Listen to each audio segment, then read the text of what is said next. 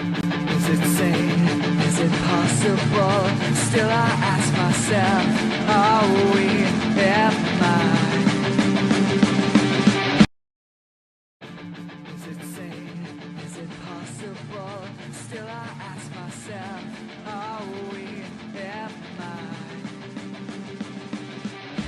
In our game, it's not logical, but you contemplate, are we, am I?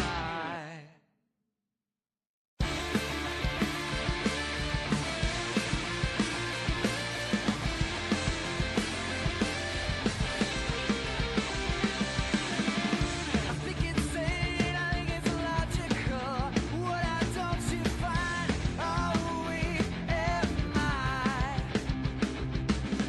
As time goes by, I'll be a slip away.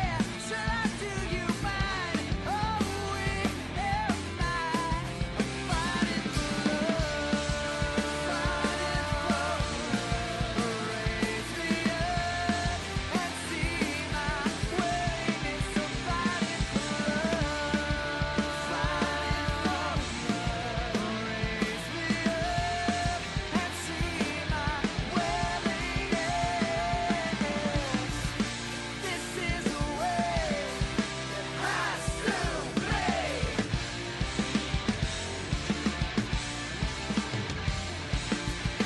Tell me why you lied to me. Fighting for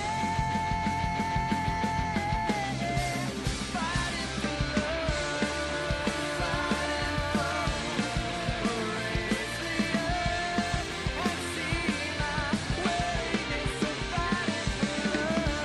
So fighting for love, raise me up and see my willingness.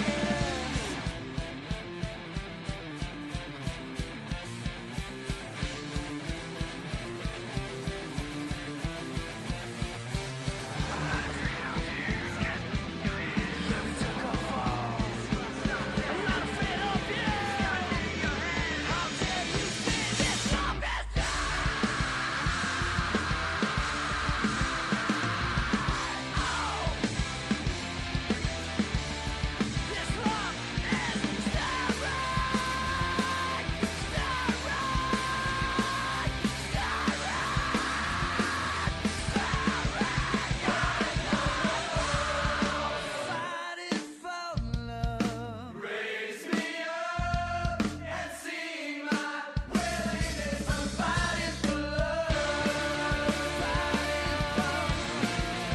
Raise me up and see my willingness. I'm fighting for love. Raise me up and see my willingness. I'm fighting for Raise me up and see my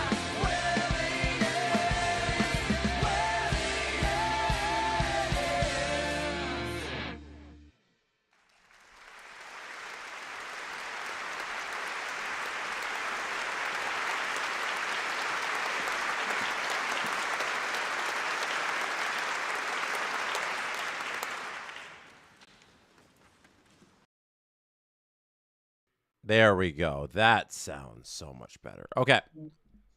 The Blue Jays, they are getting healthier. And today is an important day because it is Trey Day. You got me now? Yeah, I heard that I was muted. The Blue Jays lineup is going to start looking like an actual lineup as slowly people become healthy. Trey A. Savage is the first one of all of the injured pitchers to come back. Jose Barrios is like close, which is great to hear. And for those of you wondering, yes, we will be having a little bit of Boston and Buffalo coverage here as well. It is not just Blue Jays. We'll have our eyes on all of the games. I got a screen up here. I got a screen to here. I got a screen to here. We have all of the games going all at once. We're moments away from first pitch here. Trey, yay Savage, as I mentioned, on the mound for the Jays. Duran's leading off for the Boston Red Sox. That's first pitch. First pitch in there for a strike. Well done, Trey. Well done. Starts off the game with a strike. Actually, let me get this scoreboard going for you here. Let me see if I can do this. Strike. Hey! 0-2's the count.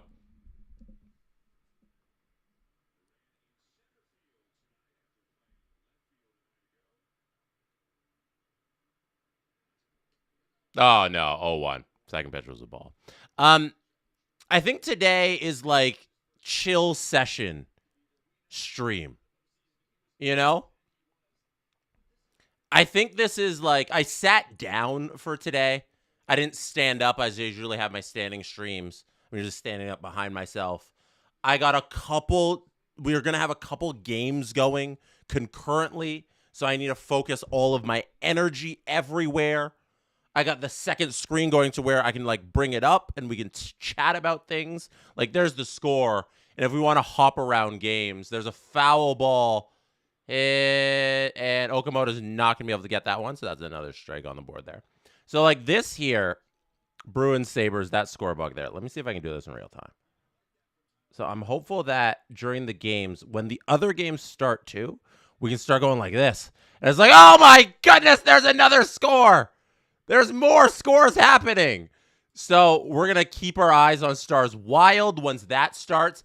Here's a ground ball to second base. Dog's going to throw it over to Vladdy. That is the first out of the inning. Well done, Trey A. Savage.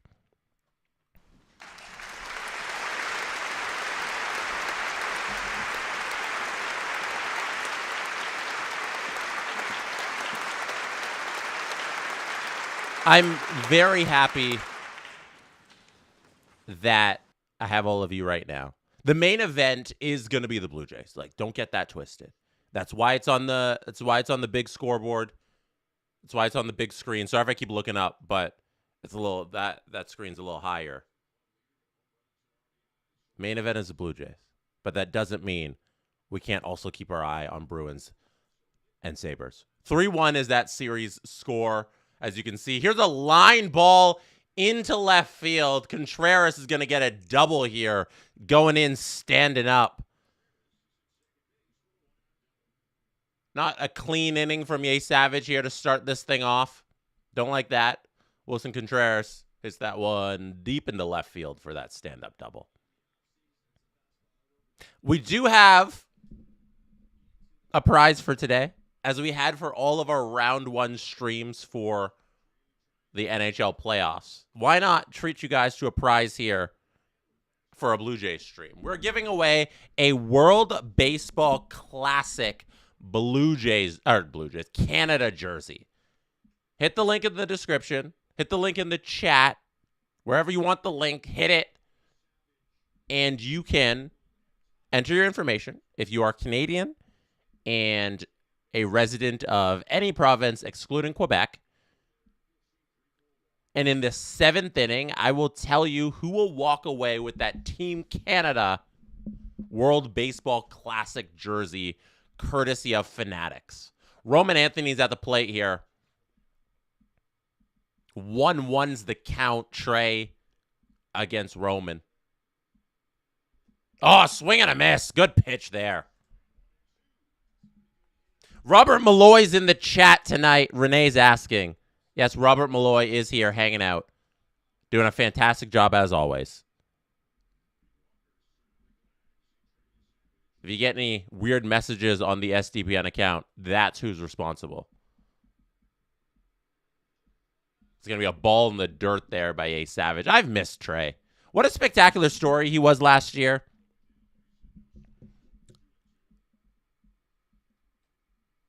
At this moment last year, Trey was in single A Dunedin. Didn't get called up to high A until May 20th when he played with Vancouver there, starting on May 20th. So at this point, he's single A. Eventually got called up to New Hampshire. That's going to be a ground ball to Ernie, second out of the inning. 2 down. Abreu at the plate.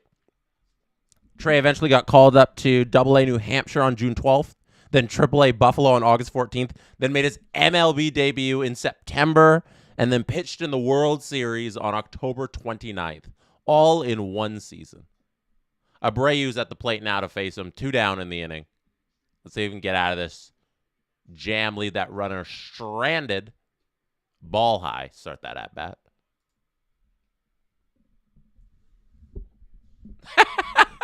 Ian says Jesse. There we go. Ian says Jesse finally invested in a chair. I did. I did invest in a chair. I don't like it. I don't think I like chair life. I don't know if I like chair microphone life. I said this would be a chill stream tonight, so I'm leaning back. I'm trying to chillax. Trying to do a lot less yelling. Protect my voice a little. So I'm going to lean back in the chair. We're going to watch some baseball, and that's how it's going to be. That is a ball. 2-1's the count. Abreu against the Savage. Bottom of the hour. That's when I turn the second monitor to a little Buffalo-Boston action, game number 5. It's going to be a fly ball. Third base side. Davis Schneider's coming in to grab it. Third out of the inning. Trey A. Savage is able to have a scoreless first. Straw, Clement, and Guerrero coming up in the bottom of the first inning for the Toronto Blue Jays. Good. Welcome back to the majors, Trey. Welcome back. We have missed you dearly. Don't forget to hit like on this stream. Don't forget to hit subscribe on the channel if you are here hanging out with us. Let me see if I can do starting lineups for the they don't have starting. Oh, we can just do rosters.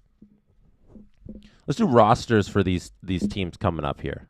I'm gonna be doing a lot of poking around here tonight since I'm sitting down. Since I get the advantage of working the keyboards while sitting. I wonder if this is gonna look all right. Hey, there we go. Ooh, you know what would look great? I'm gonna take this down. Oh yeah, that just slid off perfectly. Puckpedia is great for this stuff. I'm gonna pull up Puckpedia. They have the best lineups in the world. They'd be so much better than just going to the NHL site and look at the rosters. Like they can do these line combinations perfectly. So that's what we're gonna do here. Let's see if this will work. Bring him in. Let's go. All right, line combos for the... I can't, my face is in the way. Okay, let's change this. Let's change this screen. I'm going to do it like over here, possibly. See if this works. Okay, new lineup situation going. We're going to do this. And then we're going to get rid of this here. Oh, let's go. That worked. Perfect. They're going Geeky, Lindholm, Pasternak, Middlestat, Zaka, Mikey Eamont, Reiko, Minton, Kustendinov. We're going to have a ground ball. Contreras is going to catch that. That's going to be first out of the inning. Miles Straw's retired there. Get that out on the board for you. Miles trying to bunt for a hit there. Couldn't do anything. Asparot, McAvoy, Lindholm, Yokiharu, Zadorov, Peak. That's not bad. Swayman in goal, Corpusalo backing him up. Yeah, I'm honestly shocked that the Bruins are so able to like outperform, I think, the talent on the roster, if we're being honest. Like I look at that and I say, how do they look so good when they're playing? Like on paper, that's a bunch of just stuff outside of like some of that top lines, but like they're truly missing like elite play down the middle. Like Lindholm's good, Zaka's good, but outside of Pasternak, I'm not really scared of anybody. Kuznetsov's had a fantastic season. Minton, obviously, we all know Minton because of our Leafs bias. 3-0, Ernie Clement gets ahead in this count. 3-1 now. That's a strike in there. I don't know. Yeah, Middlestat, Zaka, Izimont. That's not great. Buffalo, their lineups. I'm pull it up here for all you. 3-1's the count in. That's going to be a walk. Ernie Clement gets on base there with a walk. Vladimir Guerrero Jr. is coming up. That's Ernie's second walk of the season. Well done, Earn Dog. Yesterday was so cool, all of the Earn Dog love, because they were really showing him a lot of love because it was his hockey jersey night. And they're like, we need Earn Dog content constantly for this whole game. And that's what we got. I'm just going to zoom in a little because I'm sitting a little back. There we go. That's better. I framed myself much better there. Let's bring in the Buffalo Sabres lineup as Vladimir Guerrero Jr. falls behind this count 0-1. Buffalo Sabres here. Krebs, Thompson, Tuck. Zucker, McLeod, Quinn.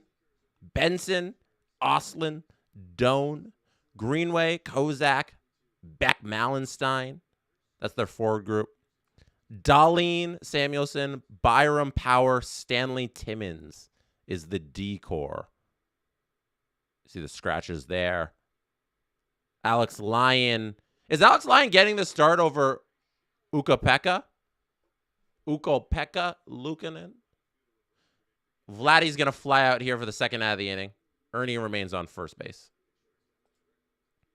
Okamoto's coming to the plate. Do we know if they have if they've named the starter yet for the Buffalo Sabres? They're probably not in warm-ups yet, right? Actually, it's 10 minutes till game time. So maybe they are. Lyon is starting. Oh, wow. So complete trust in UPL's gone, right? That's going to be the third out of the inning. Okamoto is going to fly out to third base here. Done. Lyon, Robert Malloy in the chat. Lyon, according to Twitter.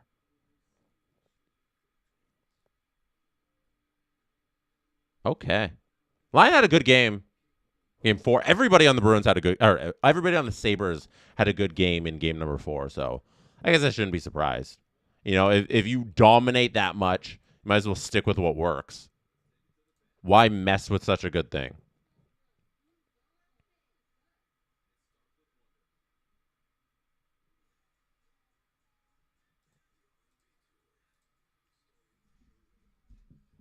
Jacqueline K says, Lyon looks sharp on Sunday. I can't read F3. Far the Dead Man. Fear the Dead Man. I got it. I was saying I can't read your name, but I got it. Fear the Dead Man says they're gonna ride the Lion King like he's Mufasa. Is that the nickname they're using for Alex Lyon? Do people call him the Lion King? That's a pretty good nickname. That's a really good nickname. Viscodal says UPL should get a game in next series should they make it.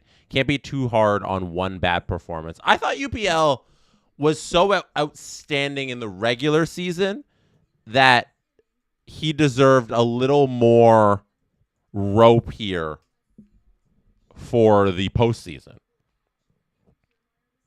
910 save percentage in the regular season. 22-9-3. Like, that's unreal. Those are unreal numbers. A 910 in 2026 isn't a 910 of years past. That's up there, and like, I don't know. Couple of games where he looks a little shaky. They've only lost one game these playoffs.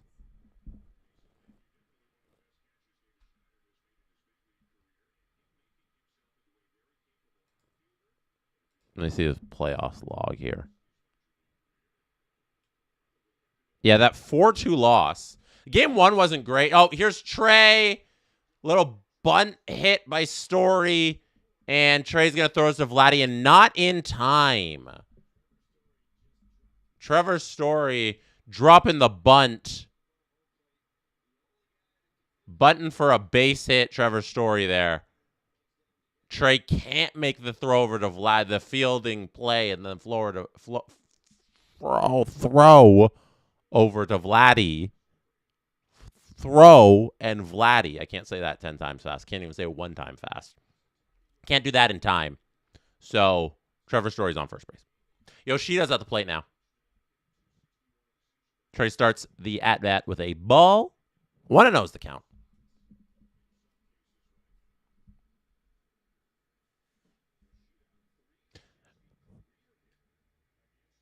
This ball is going to go out to left field. Davis Schneider's going to get under it and catch it. First out of the inning is recorded. Thank you to Loop42. This confetti is for you. It says, hey, Jesse, huge thanks for showing me this amazing sport. The playoff run last year for the Jays was such a good intro to baseball. Go Blue Jays from Sweden. Wow. That's cool. I'm very happy that you've become a baseball fan. Baseball is the coolest sport. Baseball is so cool. It's so much fun. It's so casual, but then so intense. Nothing, I don't know if anything's as intense as like extra innings baseball when things are on the line. But then it's so chill because there's so much of it during the year. And then you get down to it and nothing's as dramatic. Baseball is a fantastic program. And obviously, the Jays had a magical run to the World Series in a season where nobody expected them to go to the World Series. So I'm very glad that you could be along for that ride and along for our streams. I had a fantastic time in the fall hanging out with all of you who were there for that. They're getting ready here. I'm watching the Nesson feed of Boston, Buffalo. Here's a pop-up behind the plate. Heineman's going back to catch it, and Heineman catches it. 2 down in the inning. Trey only 22 pitches thrown so far in this game. Good stuff. Robert Malloy's a huge baseball fan. I know that. Robert's always at games. Like, there's like 6 times this year Robert texted me. He's like, oh, I'm at the Leafs game. And they'd be like, oh, I'm at the Jays game. He's always at these things.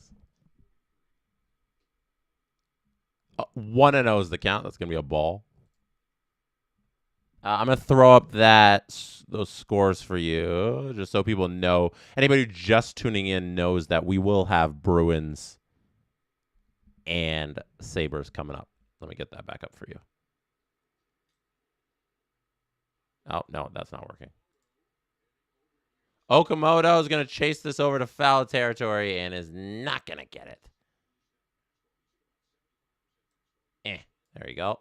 Look at that. Look at me doing this in real time with all of you. We're having fun here. Amazing. Let me put that there. So anybody tuning in right now, yes, when 7:30 hits, we will have Bruins, Sabres, eyes on those games. 2-1 is the count here. Oops. 2-1 is the count. There you go. 2 down. Mayer at the plate. Let's see if we get the splitter from EA Savage. Story might be on the run. Pickoff attempt. EA Savage throws it over to Vladdy, and Story gets back in time.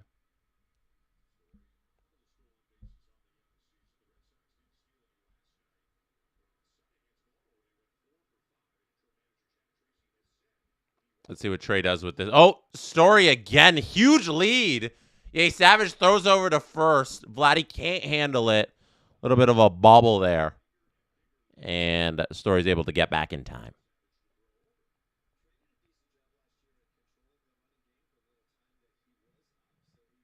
Email jalapenos in the chat. We love us some email jalapeno. Crab people, crab people. 2-1 pitch. Story's going, but it's fouled off. 2-2 now, the count.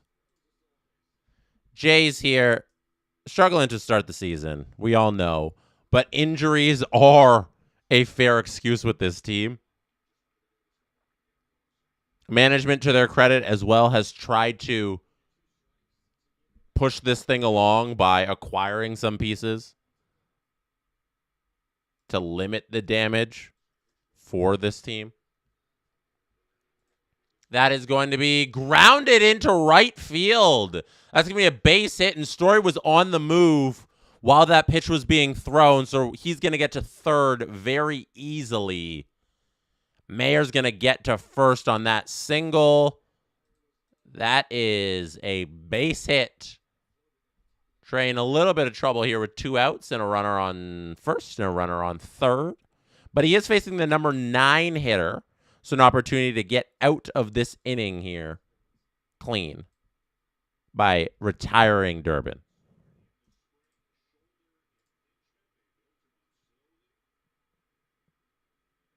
Caleb Durbin only a .269 on base percentage this season so far.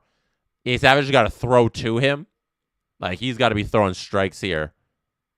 That's a ball to start the count.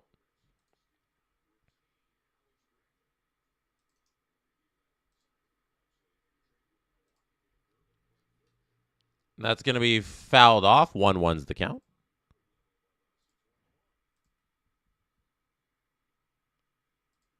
As I was talking about, Jays starting off the season struggling. 12-16 to start the year.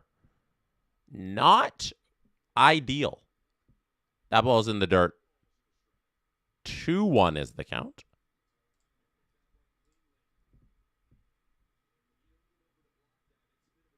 The Red Sox, 12-17 to start the year. So if the Jays lose this game here, they will drop behind the Red Sox by a half game and be last in the American League East. They'll lose another series. Not great. Not a great start. Buffalo and Boston, they're in a commercial break on Nesson right now, so I can't tell you where they're at right now, but I assume anthems are coming up.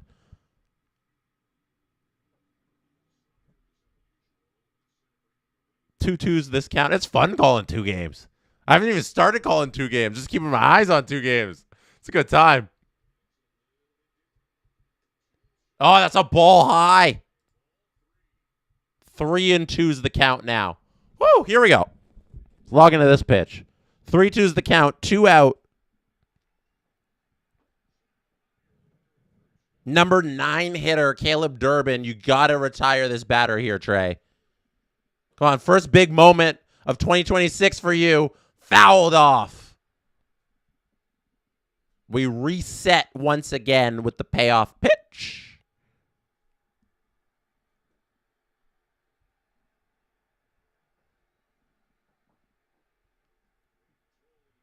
Rogers Center, packed as usual.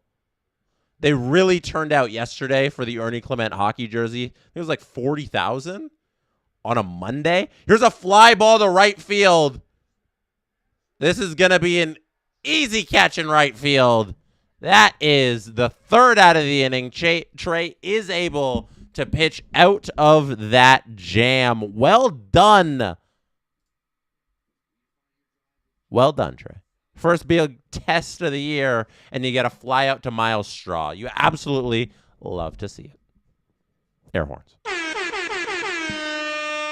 Well done. Okay, I think I need to grab... I may have to grab the iPad. Okay, I'm going to grab the iPad so I have another screen. I'm going to get a 4th screen just so I can keep track of everything at once so I don't have to keep switching tabs. Okay, give me 1 second. We're going to have a pause in the stream. I'm going to leave you with the Steve loading screen for like 30 seconds, and I'll be right back.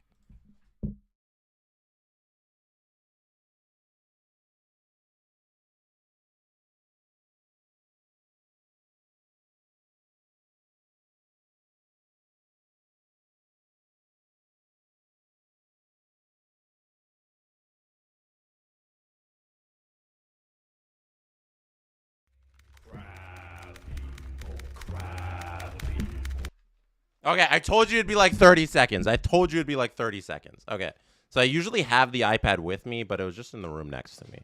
So I'm gonna set this iPad up here so then I have more action going on and more eyes on more of the sports. Imagine I was like, we're also gonna do NBA playoffs. But that'd be too much. That's when I'd start to bail. Even I couldn't manage that amount of screens. Okay, let's pull this up here. All right, so we got Sabres there. We got Blue Jays there. We're all good to go, people. This is a fun night. I should do this more often. I should have just general hangout streams where it's just like, what sports are on? You know, we have our main one, but like we're casual. We're hanging out. We're doing our thing.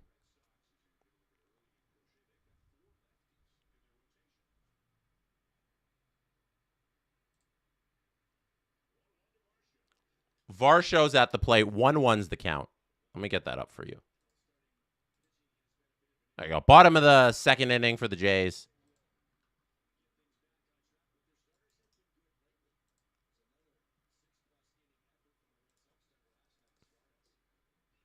Varsho takes that one outside.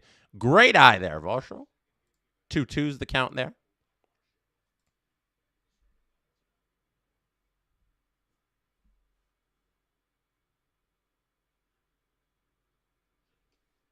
Swing and a miss. That's going to be strike 3 there on Varsho. First out of the inning.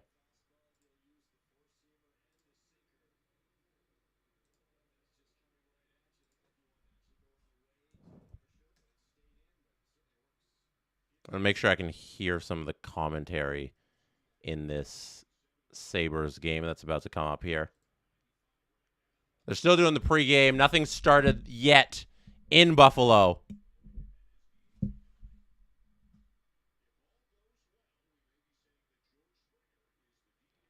Eloy Jimenez is now at the plate for the Blue Jays. He's been hitting all right since he's been up full time. 696 OPS.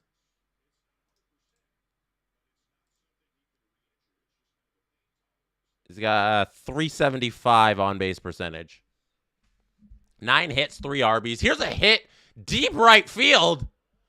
Right center, but Duran's going to get there. That was a good piece of hitting. A lot on that baseball. Just unfortunate about the spot there.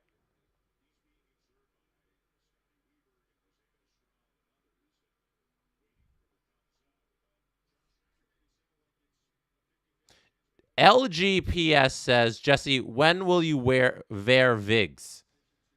Where, like Vigs? Like wigs? I don't get it.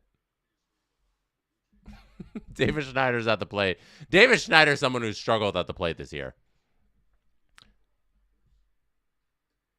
OPS below 600.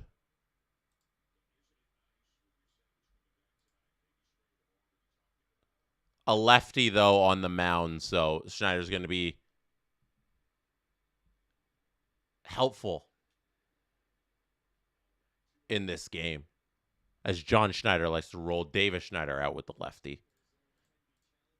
Oh, no, that's not an out. Is that? Oh, I hit out. Let's go back. There we go. 2 outs. 2 balls. 3 balls. There you go. There we go. Now the scoreboard's correct.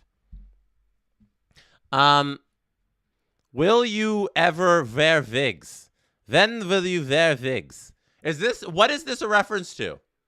What happened on what stream did I not see this happen to? Davis Schneider's going to walk here. Well done, Davis. Jays get a runner here with 2 out in the bottom of the second inning. Jesus Hernandez has been impressive. I definitely agree with that. Jesse, if you could please Doomer Max this stream. Doomer Max. Boomer Max? This is going to be a fly. Oh, it's going to get foul. Heineman fouls off that first one.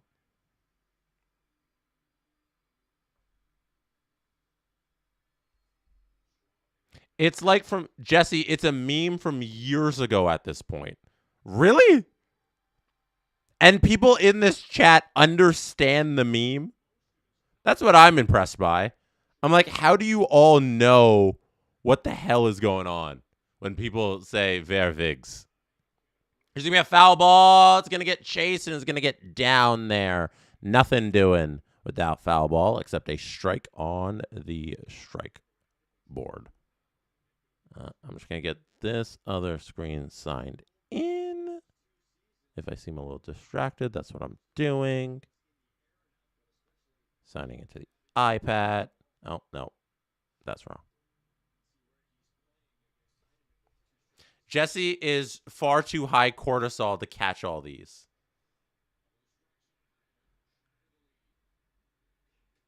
Oh, Heineman's going to swing and miss in that one. That is strike 3. Davis Schneider stays stranded at first base. And the anthems in Buffalo are almost done. They're doing the American National Anthem right now.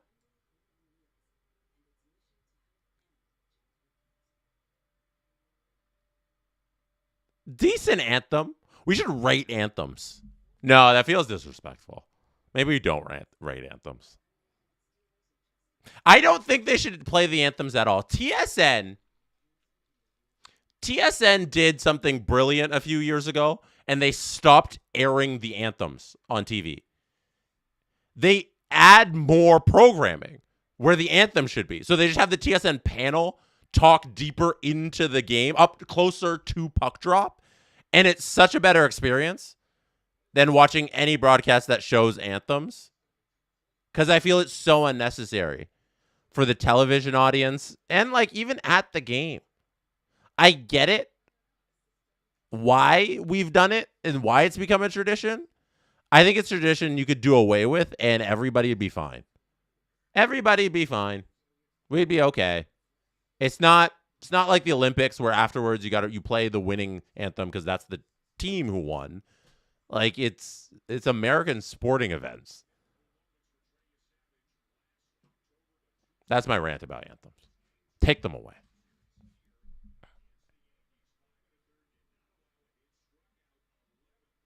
They're showing some of Trey's stats from the playoffs.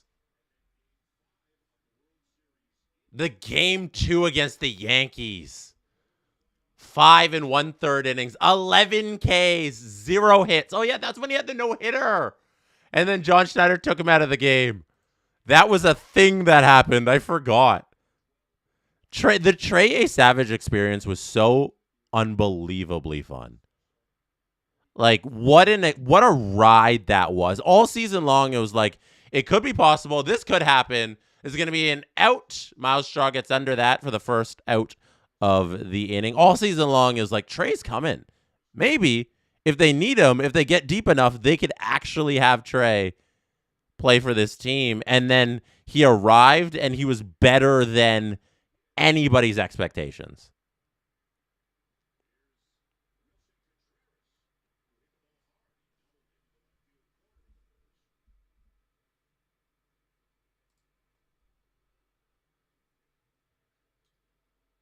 Contreras here grounds this ball to shortstop. We're going to get a throw over to first in the second out of the inning. 2 quick outs there by Trey.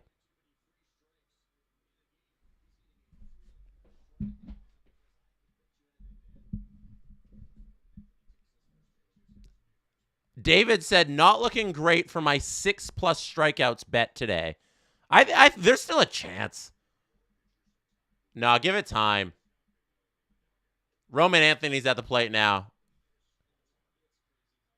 Trey doesn't have any yet, but who knows? He could go on a strikeout streak here.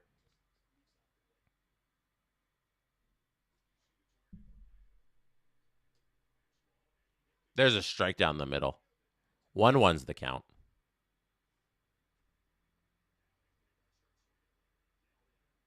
We are underway, by the way, if you are keeping up. Now's when we lean back. Now's when we lean back and we get comfy. Because we got the 2 games going. This clock here on my screen is going to be ahead of the clock on my actual screen because I'm just pulling this from NHL.com. So it's going to be more in real time than what I'm actually seeing. So apologies if this spoils it a little for you, but it'll just be on that screen over there. And I'm not going to be watching that. I got my screen on this side. But I don't have the real-time clock that's synced up with my actual screen because that is associated with the Blue Jays game where Trey Savage gets the 3rd out of the inning as there's a pop fly to Davis Schneider, and we're going to the bottom of the 3rd. And because that's in a commercial break, we can just lock in on the hockey game. What a night for sports action. Alex Lyon's going to cover this puck, and we're going to get a face-off here. No shots on goal for each team. It was a play where the Bruins dumped in the puck. They were able to find it behind the net. They come out in front, missed the net on the shot, but good little chance there. There was actually a shot on goal there. This first shot of the game there by the Boston Bruins. They're showing David Pastrnak's numbers. He's got 5 points in 4 games. -5 rating. I'm not sure what to do with plus-minus these days, but -5 in 4 games isn't great. Face off to the left of Alex Lyon right now. 1 back by the Buffalo Sabres. They are going to send this puck to center ice and then dump it. Swayman's going to go back and play it to the Bruins, who are going to turn up the other way and come in offside there. So we reset again with another face-off after that offside call.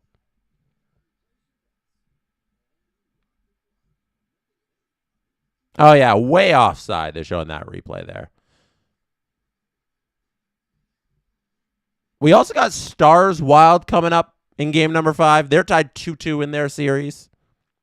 This series here is 3-1 in favor of Buffalo. Things could come to an end here at KeyBank Center in upstate New York.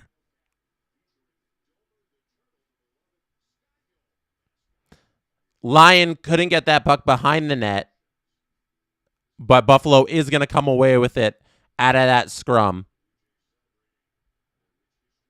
and make their way up the ice. That's going to be Benson to Ostlund, to shot on goal for Swayman, who saves it there. And that is a penalty. Andres Jimenez hits this ball right back up the middle of the diamond. That's going to be a single for Andres Jimenez.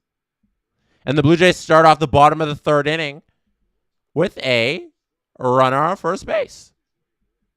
Buffalo's going to get this power play here. Miles Straw looking to bunt, fouls it right back over the screen into the audience. 0-1's the count there. Is this a lot?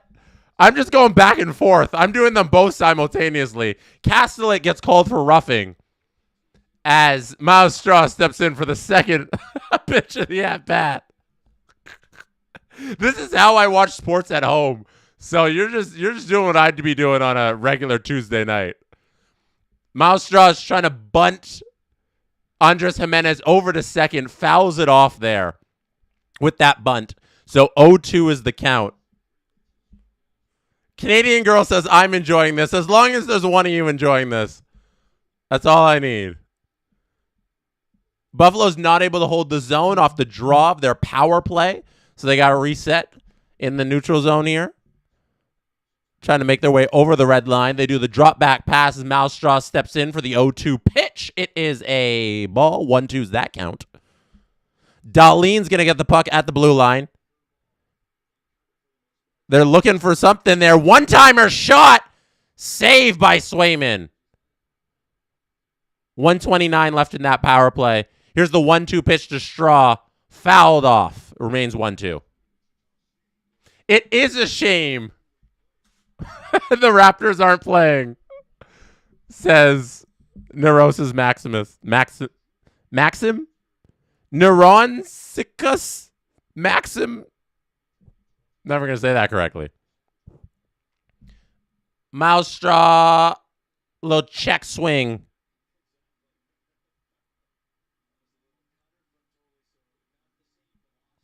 Fouls that one off.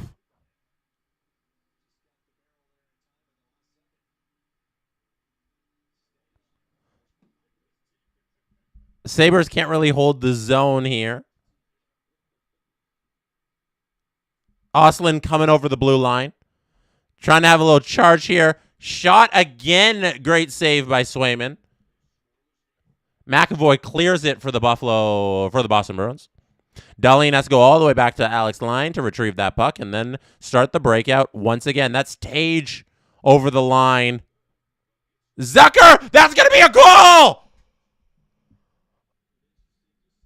Rasmus Dahlin picks up that rebound. The Buffalo Sabres start this thing off with a rebound goal there that Dahlin fires in the back of the net. 1-0 Sabres. Let's get the goal horn.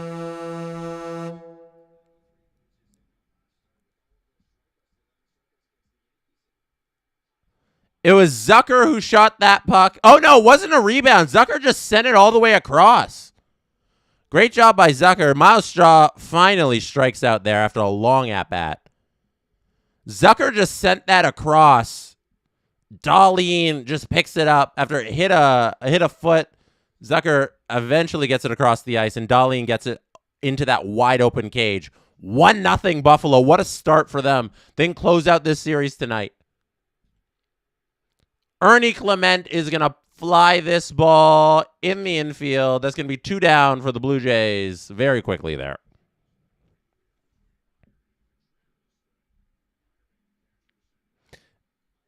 That was what was the power play list drought? The Sabres didn't have a power play goal in the month of April, I think was the stat, right? The entire time in April, they didn't have a power play. And now look at them go. Chance to close it out. Here's a base hit by Guerrero. Oh, it's going to get all the way to the wall. Can Andres Jimenez round third? No, he's jogging very easily into third. It's going to be a double, though, by Guerrero. Advances the runner from first to third. Jays here cooking with 2 outs. Vladdy, always love to see great Vladdy hitting. He hasn't been hitting for a ton of power, but he's been really hitting the ball well. That's the difference right now in the Vladdy season, where it's like he's not doing the I got a million home runs, but he's got a million balls in play and hitting green grass in fair territory. That's how Vladdy's been playing this season so far. So I'm not too worried about Vladdy. I'd like the power numbers to arrive. Like, there's a double. That's great. But let's build on that with some home runs. That's what I'm specifically talking about, the power numbers. Stoppage and play there in the Bruins-Sabres game. Okamoto's now at the plate. Runner on second, runner on third. Chance to open this game up here with 2 out. Jays hitting only .230 this season with runners in scoring position. That's 23rd in the league. That's going to be a ball to start that count. Hey, Jesse, your Sabres Bruins scoreboard is being weird. Yeah, let me see if I can reset that. There you go. How about that? How about that being weird? Yeah, just let me know, because I just need to refresh the page if that happens. Because I'm not actually running that scoreboard. I just got NHL.com linked here for anybody curious. Face off here at center ice. Minton versus Tage. Buffalo's going to win that. Okamoto 1-1's the count. Takes that pitch for a ball. 2-1 now. Okamoto, we need you to drive home some runs and get the first runs on the board for the Toronto Blue Jays. I am not in the mood to watch the Blue Jays fail again with runners in scoring position. It has been just the whole season. I'm getting tired of it, Blue Jays. I said it'd be a chill stream tonight, and I'm already getting mad. Baseball does that to you. You start yelling loud things at game like 30. Oh, that's going to be a hit into left field. Is it going to get over his head? Yes, it is. Okamoto, we asked for it, and Okamoto delivered. He's going to slide headfirst into second. Oh, and the umpire is going to call him out at second base. He did drive home those two runners before he was thrown out at second. I hope Vladdy touched home plate. Oh, John Schneider is challenging from the dugout. While that challenge happens, let's lock in. Oh, my score bug doesn't score the short. Okay, hold on. Scenic composer, yes, we have many things going on. We will fix everything, and we will be attentive to all of the sports. Don't you worry. There is the scoreboard. That shows the score. Yeah, we'll go. See, there's the Wild game, too.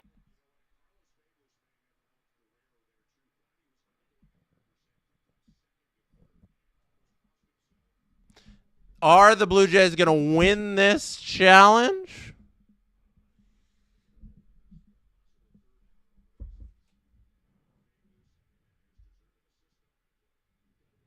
They're still looking at the video review of Okamoto and his slide into second base. It looks like he's out. It looks like they got him on the head. I think did I just tap out there for a second? I think my stream just froze, but I think I'm back now. Are we going to get the 2 runs for the Blue Jays? Are they calling him out? I'm waiting for the call. They do call him out. So let's get those 2 runs on the board. Blue Jays scored 2. There we go. And then that's going to be the 3rd out of the inning. So upon video review, Okamoto is out at second base. 2 runners do score, though.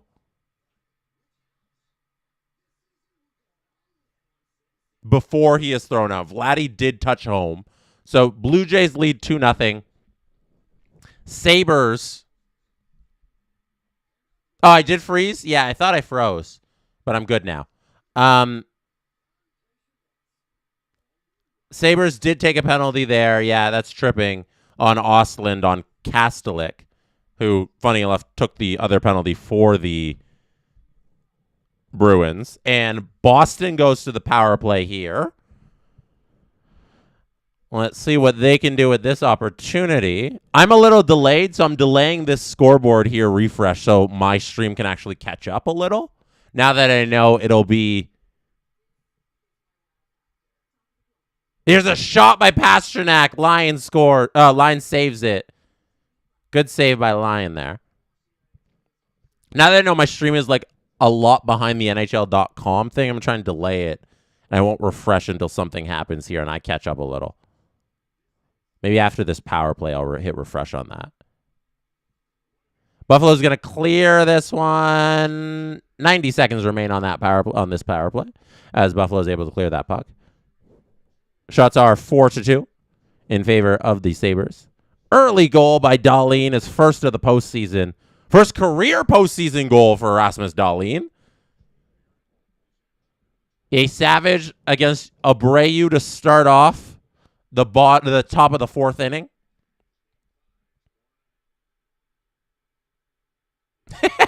Don't say Lions scored. I got scared. I don't know if it was clearly safe, Yanaki. I think he got tagged on the helmet before his hand slipped in there. And I think they made the right call. There's a chance in front for the Bruins. They're not able to complete that play there. And the Buffalo Sabres are going to clear it. Yes, they are. They iced the puck on that penalty kill. Trey throws a ball there high. 1-2 is the count.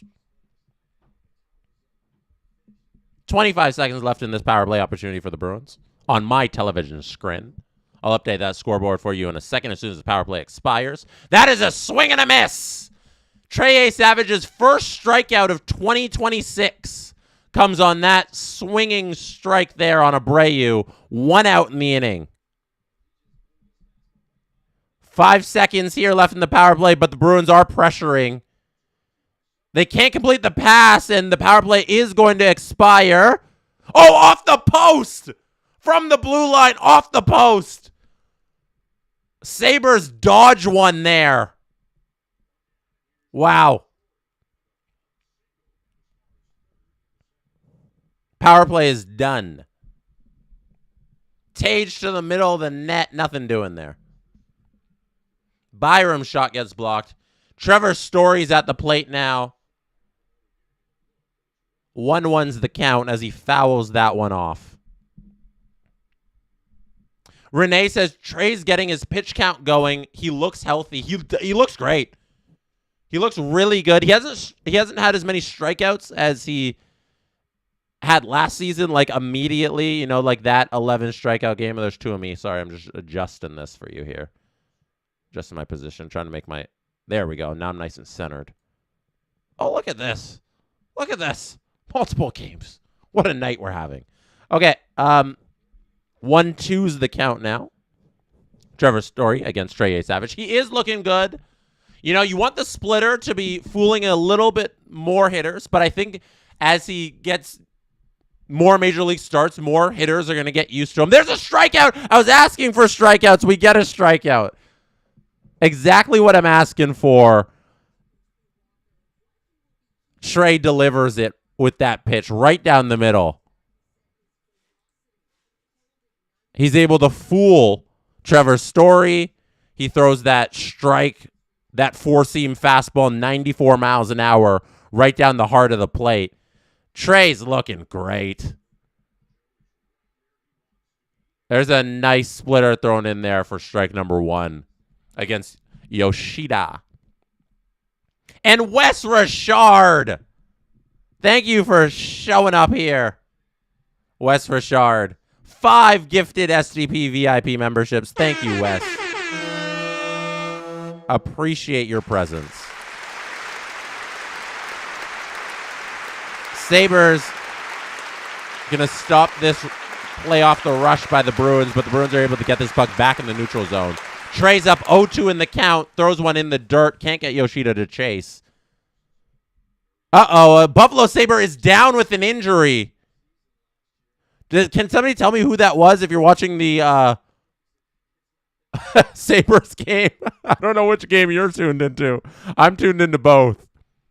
Sabre went down in his own zone. That's going to be a fouled off by Yoshida. 1-2 the count is. Let's see if Trey can go 3 up, 3 down with these 3 strikeouts. It was Roslovic who went down. He looked to be hurt. He was able to make it to the bench, though. They didn't have to stop play or anything.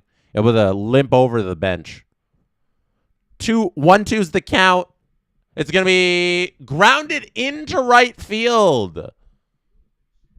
Savage is going to have to face another batter in this inning as that one is grounded into right field. Single. Kozak around the back of the net, fires it all the way up the ice. Hits a player at the red line, and Boston's going to get it and regroup. Put that runner on first for you.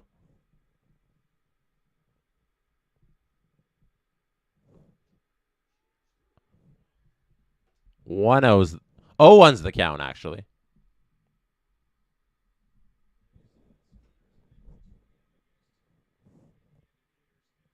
Wes Richard says, so happy to see Trey back in the rotation. I recently picked up his rookie card and 12K's World Series card, both 10 PSAs. Yo, that's really cool. That's going to be a foul ball. 0-2's the count. Wes, I don't know if you saw the podcast that Trey was on recently, but he's a big hockey card collector. So that's really cool that you got his cards. They might be worth a lot one day. That ball's going to be high. 1-2's the count. Isamont behind the net. Trying to keep this puck in the zone for the Bruins. Sabres are going to finally get a chance going the other way, but I think a couple of them are going to have to go for a line change here. Puck behind the net. Swayman's going to play it. Let's check out this 1-2 pitch. Fouled off. Oh, no. Is it going to be in foul territory? Caught in the corner.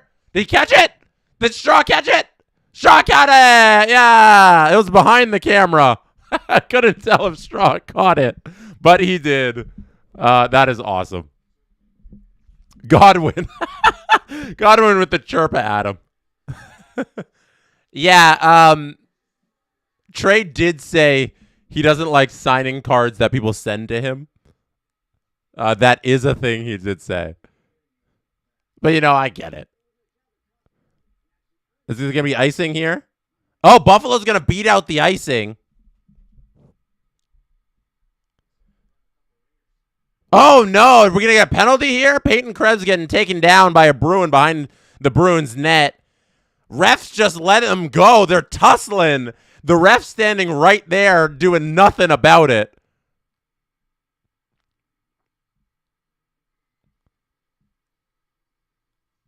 Byram's going to get the puck, though, and turn it up left to right on my television screen for the Buffalo Sabres. Byram enters the zone. Minton putting some pressure on the puck here. Leaf legend Fraser Minton out there for the Bruins.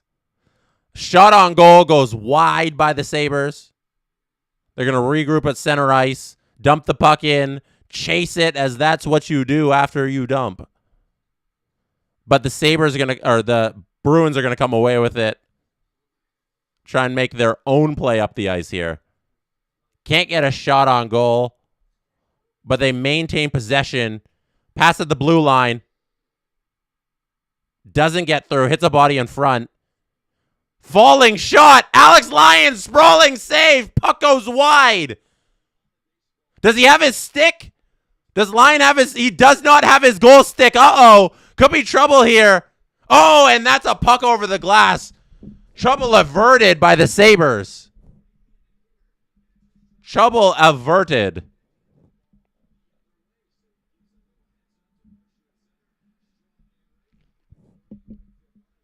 And they are going to a TV timeout. Are both of our games?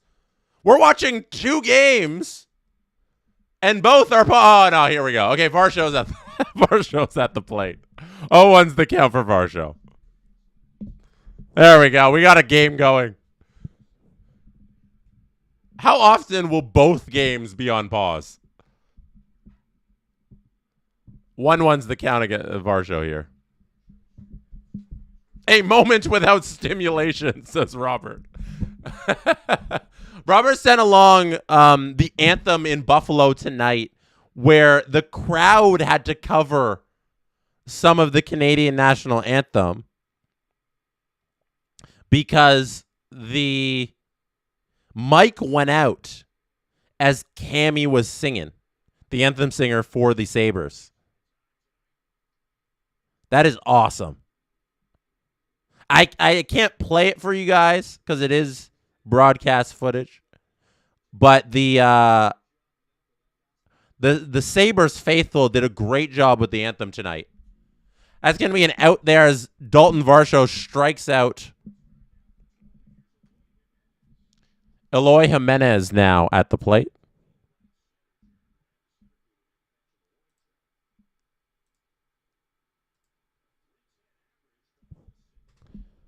Eloy Jimenez hitting .674. That's his OPS this year. That's going to be fouled off. 1-1's the count there on Eloy Jimenez.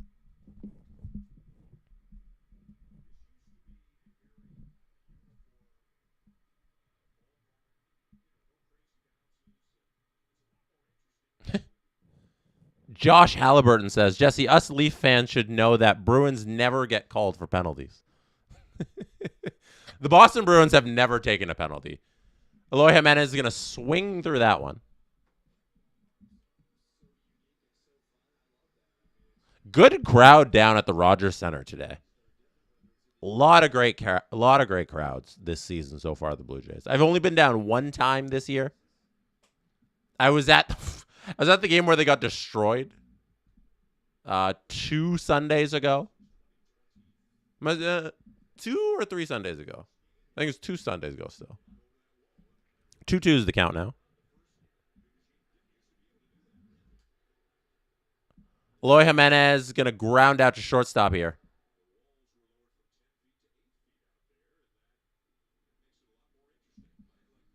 1 out in the inning.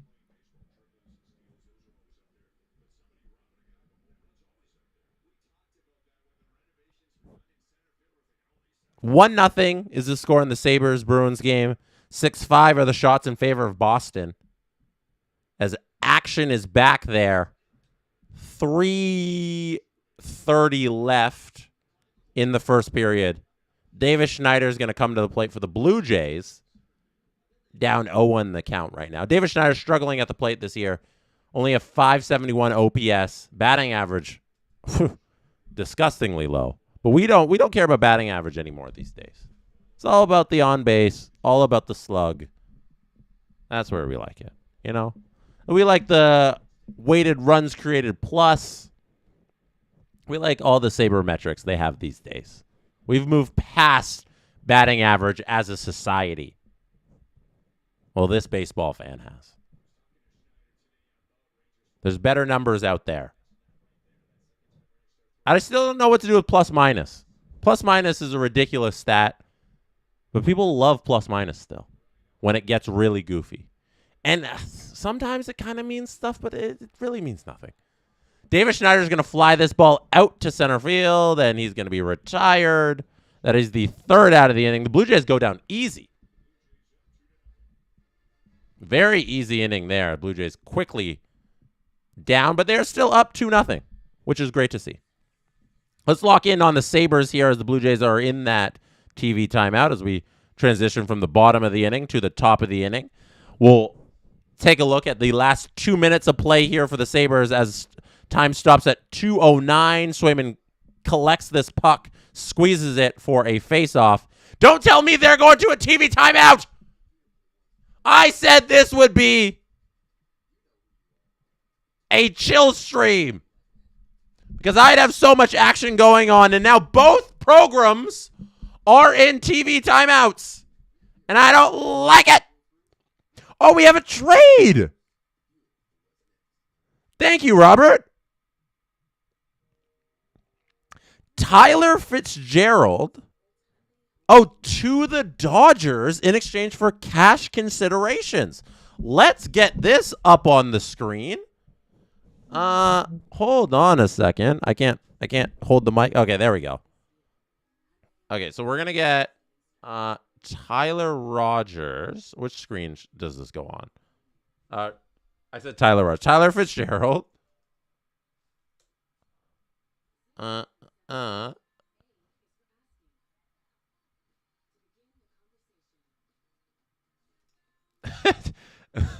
One of the first things when you're bringing up Tyler Fitzgerald is how happy he is to become a Blue Jay, and now he is no longer a Blue Jay. Here's what Arden Zwelling wrote about Tyler Fitzgerald 3 weeks ago on April 8th. Only a year ago, Tyler Fitzgerald had set foot in Rogers Center and never entered Canada, period. He'd never been anything but a promising power speed threat on the upward trajectory of his career. He'd never battled injuries, never been designated for assignment, never spent 5 days in limbo, waiting to learn where he and his 27 weeks pregnant wife, Sadie, were going next.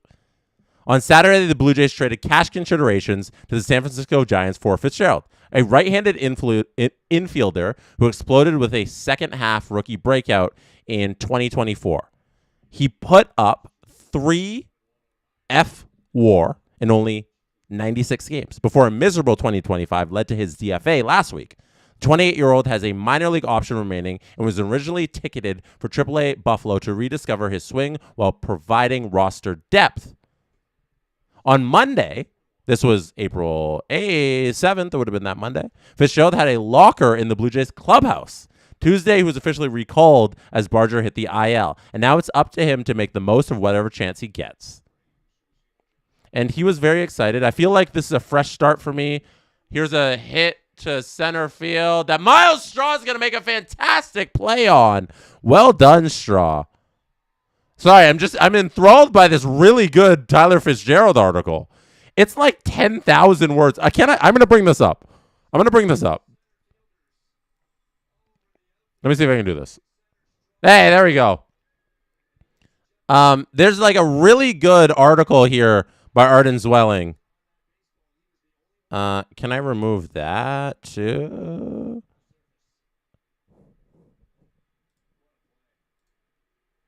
There we go. Okay. Tyler Fitzgerald is a really good article. Go read it if you want to learn about who they just traded away, because he was doing some good stuff for the Blue Jays and like really happy, and they've moved him for cash because I assume there's not room in the organization for him, unfortunately. But this is a good article. I want to shout it out because I was reading it live on stream. Okay, let's get back to all our games here. Let me see where that is. And is that going to work? Oh, no, that's the Ottawa, Carolina scoreboard. Let's see how I do this scoreboard. Is this going to work? Hey, there it is. 1 out in the inning. 2 strikes on the board. Jay Savage is going to get another out here. 2 outs in this inning. And we have chaos here in Buffalo, as with 10 seconds left. The Bruins are pushing here, but we're going to get to intermission there on that one. The Miles Straw catch? I saw it. The little sliding grab by Miles Straw? Catch of the year, Robert. Chill. It was a sliding grab. Ran in, slid, caught it. I've seen Miles Straw. I've seen plenty of guys do that. There is no name on the back. It'll make some highlights for sure. Top plays of the month for sure. It'll make some highlights. There's the Bruins score. We're going to intermission there. Let me refresh that. We are in first intermission. 1-0 Sabres over the Bruins. Let's log in with the Jays now that we got 16 minutes of intermission action happening there in the Sabres-Bruins game, where Sabres are 2 periods away from closing out this series. 0-2's the count.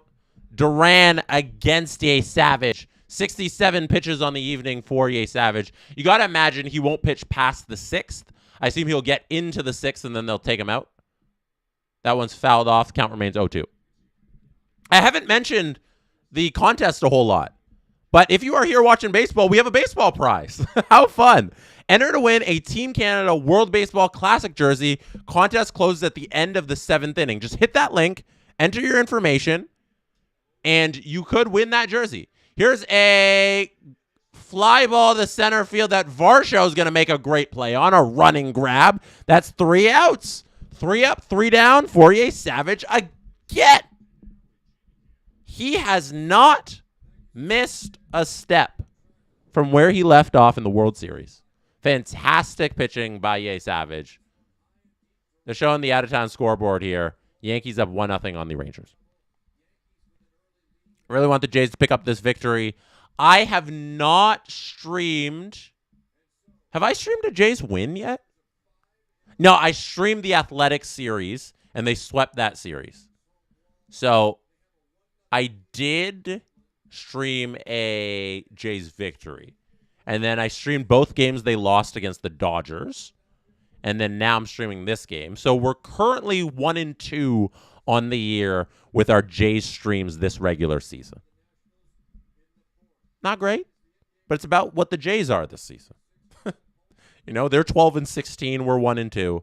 Let's try and get back to 2-2 here on our Jays streams. Tyler Heineman's coming up for the Jays, followed by Andres Jimenez, and then Miles Straw at the top of the order.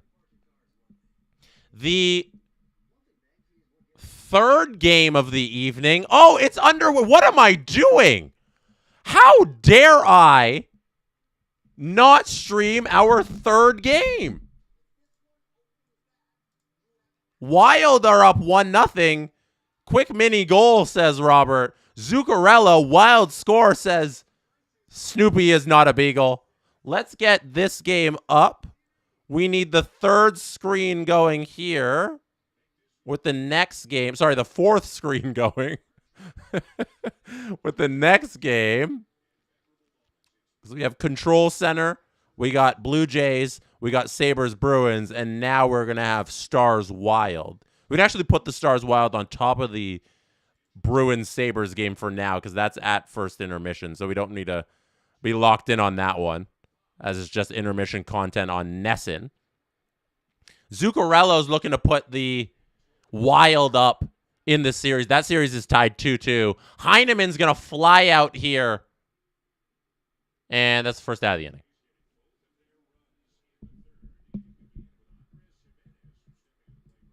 I'm going to be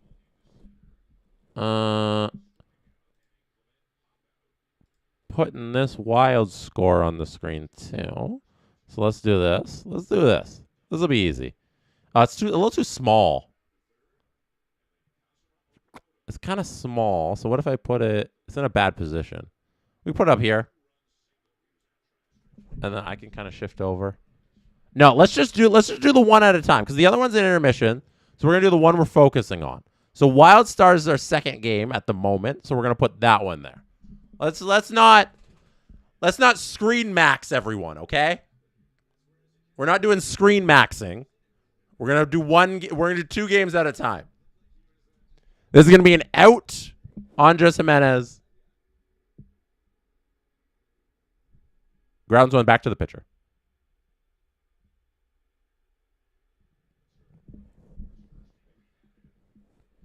Mousestraw.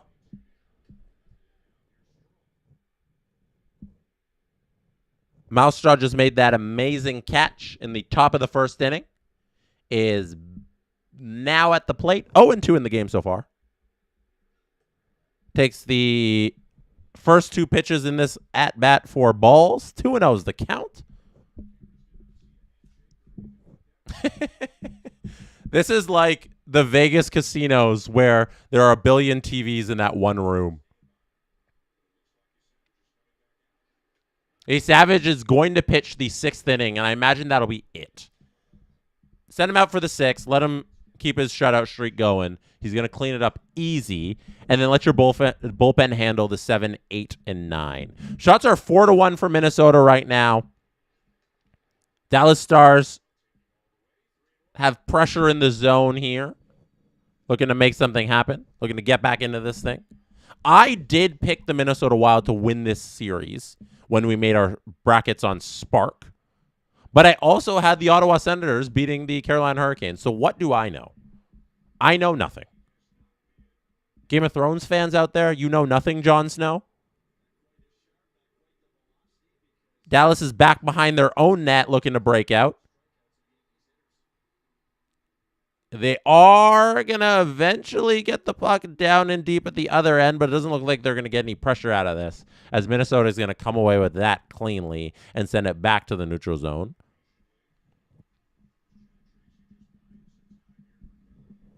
Mound visit now. Tolley's talking to his catcher. They're going to be chit-chatting for a while there. 2 out in the inning. Oh, sorry, I forgot to do the walk here. There you go. Runner on first, 2 out.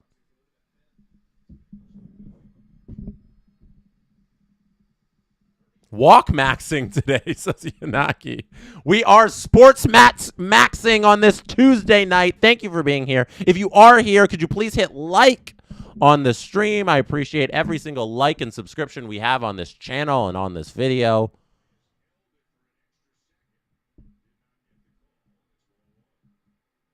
Oh, they've taken away a shot on the ESPN scorebug by the Dallas Stars. So it looks like shots are 4-0. Unless they're going to re-add that. 4-0. No shots on goal through the first 8 minutes of action for the Stars. They're struggling here. Yeah, there's the reset. The scoreboard. They're going to go on the power play here, as that is a penalty on Minnesota. 2-1's the count. Tolley remains in the game to face Ernie Clement. Power play upcoming here for the Dallas Stars. Maybe this is their opportunity now to at least get their first shot on goal in the game and to try and get back in this game as they trail 1-0. What's the call? Oh, I missed slashing. There it is. They're going to a commercial break after the break. They'll be on the power play. Slashing call there.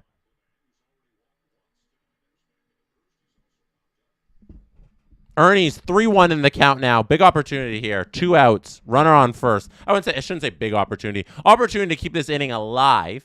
Maybe put some pressure on the Red Sox. Even more pressure here. Open things up a little.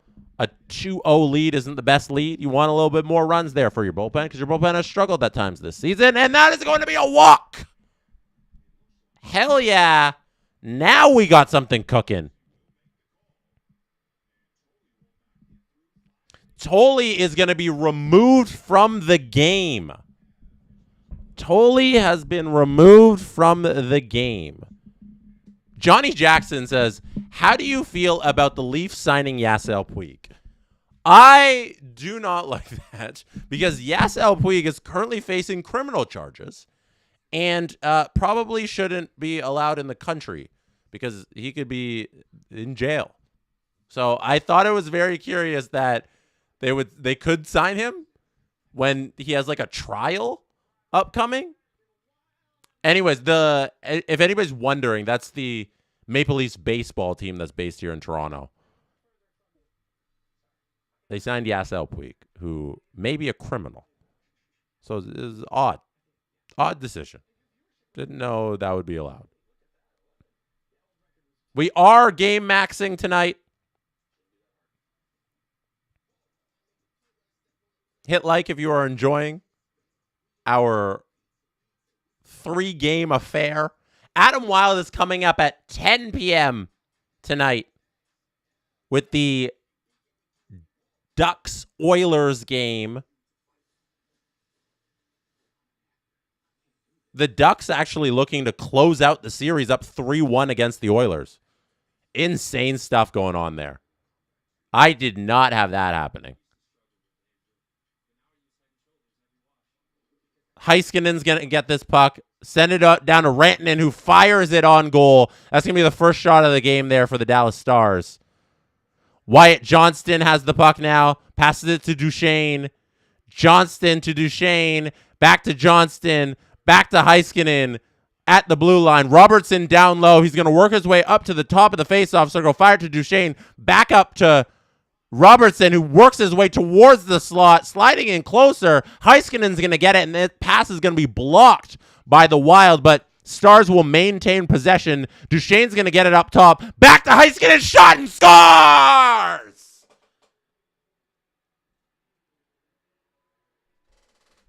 Dallas's power play gets them on the board, gets them back in this game, knots this thing all up at 1. Let's play Olay.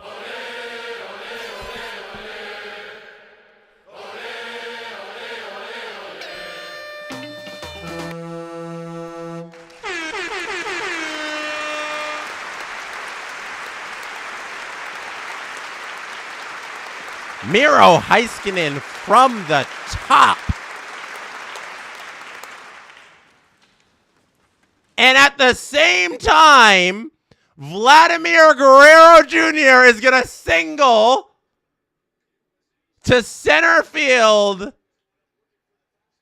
And that is going to be another run on the board for the Blue Jays. We have all of the sports. We have all of the action happening right now.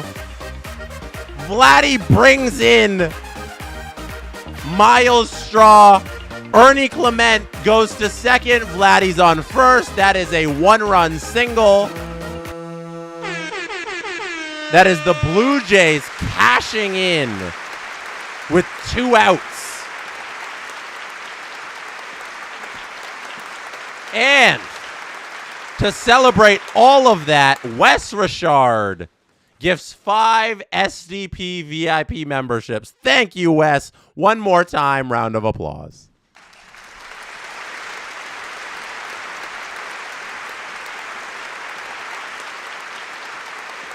Jays now up 3-0.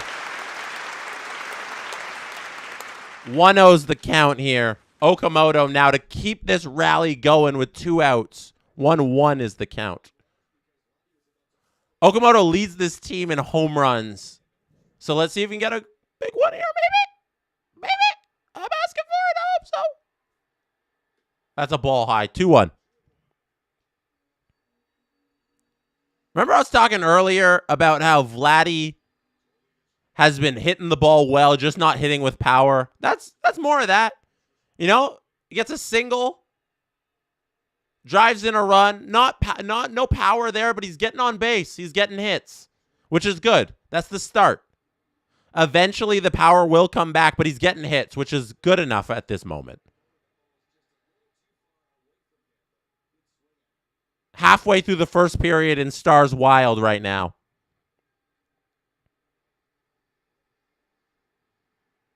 One's that score after Miro Heiskanen scores on the power play, right as Vladdy singles to bring in 1 for the Blue Jays. 2-2 is the count now. Okamoto at the plate faced Kelly, who came in for Tolley, who could not get through the 5th. Okamoto's going to hit this ball down the third base line. It's going to be fair, but it's going to be fielded by the third baseman and thrown over to first, where Contreras catches it. And that will be the 3rd out of the inning. So the rally is ended there as Caleb Durbin makes that play. But the Jays do get 1 run in that inning. We go to the top of the 6th. 3-0 Blue Jays. Looking good right now. Trey Savage making his first start of the year. He's going to be back on the mound for the top of the 6th inning. You guys want a little Wild Stars now?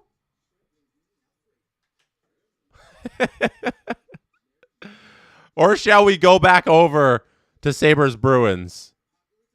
Oh, no, they're still in intermission. Wow. Okay, so we don't have to. I checked over there, and they are still in intermission. They're about 2 minutes away from intermission ending there. So we still have time here to lock in at this offensive chance here for the Dallas Stars. They have 48 seconds of zone time going right now. Wow.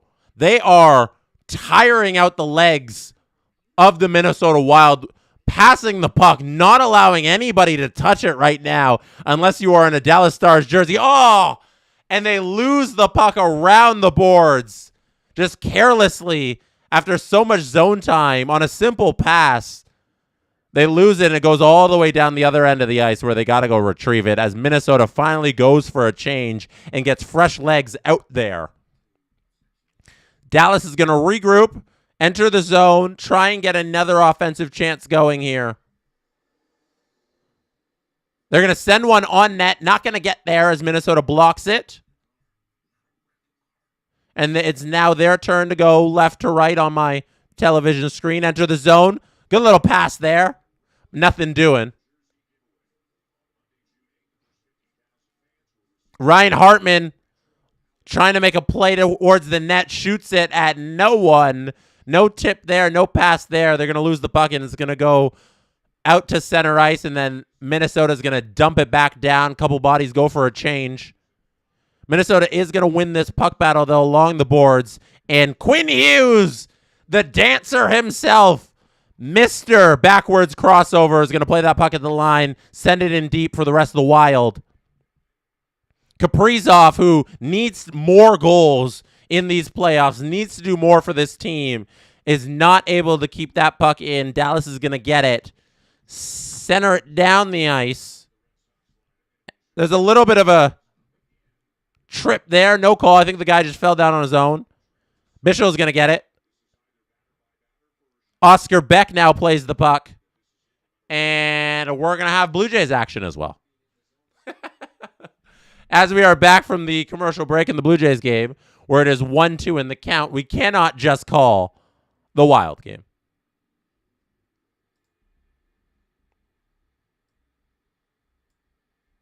Marcus Foligno at center ice there. Has to retreat back to his own end.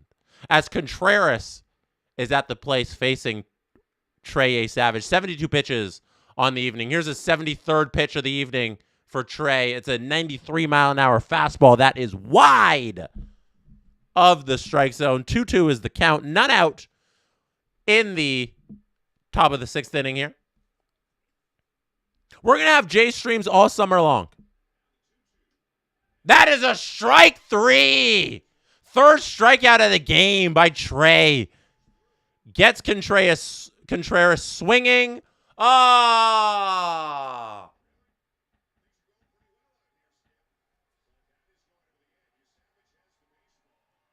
John Schneider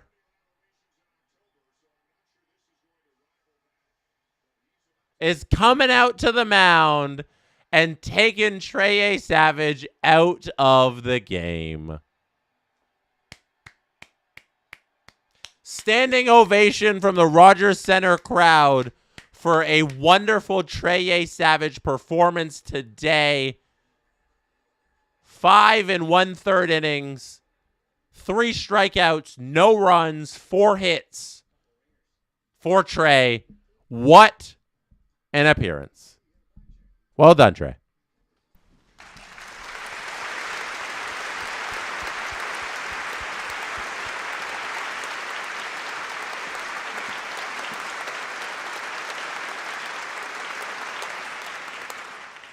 We are in a commercial break for the Jays.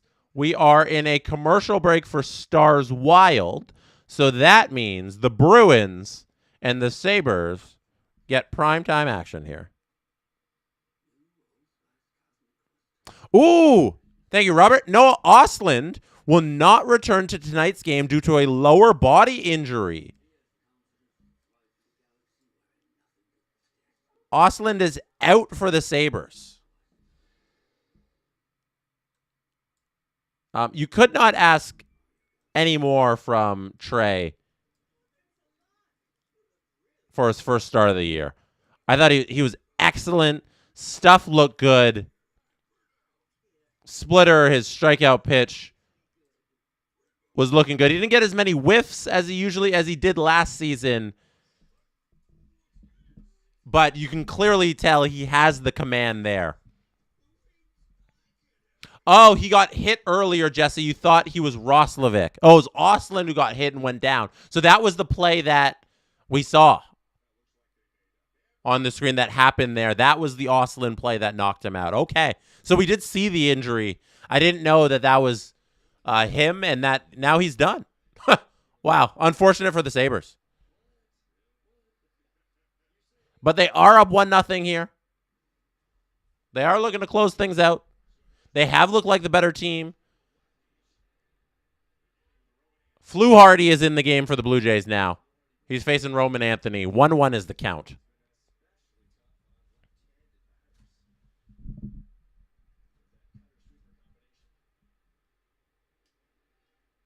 That is the reason they brought him in. Thank you, Robert. Fluharty for lefty-on-lefty matchup there. Schneider clearly feeling like around the 6th inning is going to be Ye Savage's limit in his first start of the year. And now that there's a lefty coming in, it's a good time to bring in the left-handed Fluharty. Remember, John Schneider is the same man who pulled Ye Savage in the middle of a no-hitter. So we cannot be surprised that he pulled him here. Like, that's so, yeah. It's a thing. That's an out there by Fluharty. It's going to be grounded to Vladdy. 2 outs in the inning here. Buffalo is going to get this puck and send it down to the other end where the Bruins are going to retrieve it. Lindholm is going to make a mistake at center ice there where Buffalo is going to jump on that puck. No call there on Lindholm as he pancakes one of the Sabres players. Dahlin's going to pass this puck to Doan. They can't maintain the zone, though. It's going to go back to the other end. Buffalo's going to retreat and regroup as Fluharty now faces Abreu. 2-0 is the count. He starts with 2 balls in this at-bat.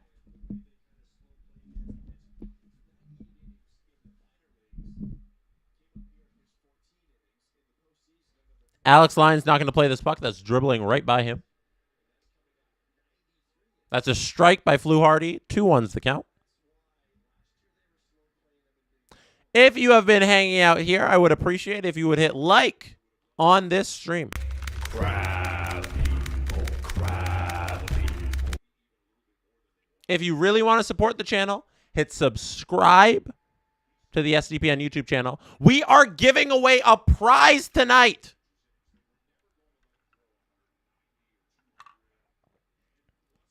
We are giving away a Team Canada World Baseball Classic jersey courtesy of Fanatics.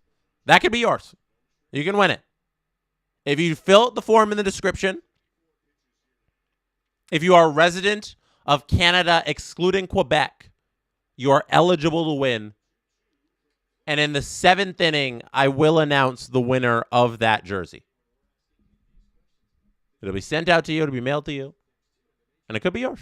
All you got to do is fill out the form. It's the white one, the white and red one, if you're curious, I believe. Don't quote me on that. I'm pretty sure. That's going to be a walk by Fluharty. He's going to lose the batter here of Abreu. Ball 4, runner on first now.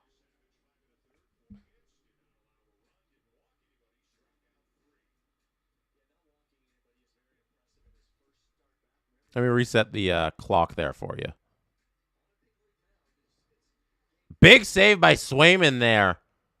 Is that Owen Power with the shot? Huge save by Swayman. Showing the replay here. Owen Power all by himself, one-on-one with the goalie. Those stops are usually pretty easy because there's only so much you can do when a goalie's blocked off all of the angles if he's a good goaltender. But it's a really good save by Swayman to keep the game within 1 for the Bruins. And don't allow Owen Power to be all by himself, Boston. That's not a good idea. Jeff Hoffman is warming up in the pen. Uh-oh. We're going to get the Jeff Hoffman experience tonight. Looks like he's due up after Fluharty as this ball by Trevor Story is going to be flown out to center field, but not deep. Varshaw's going to come in and catch that ball. That is the 3rd out of the inning. We go to the bottom of the 6th inning. Jays still lead 3-0. Fluharty making an easy out there after walking that batter. Filling in for Trey A. Savage, who went 5 1/3 innings. We are here today streaming for Trey Day. Thank you for being here. Thank you for being here in Trey Day. No walks. 3 strikeouts. No runs. Great outing. That's the franchise right there. That is the future of the organization. That is the present of the organization. If you're going to get a jersey, a Trey A. Savage jersey would be a good one to invest in.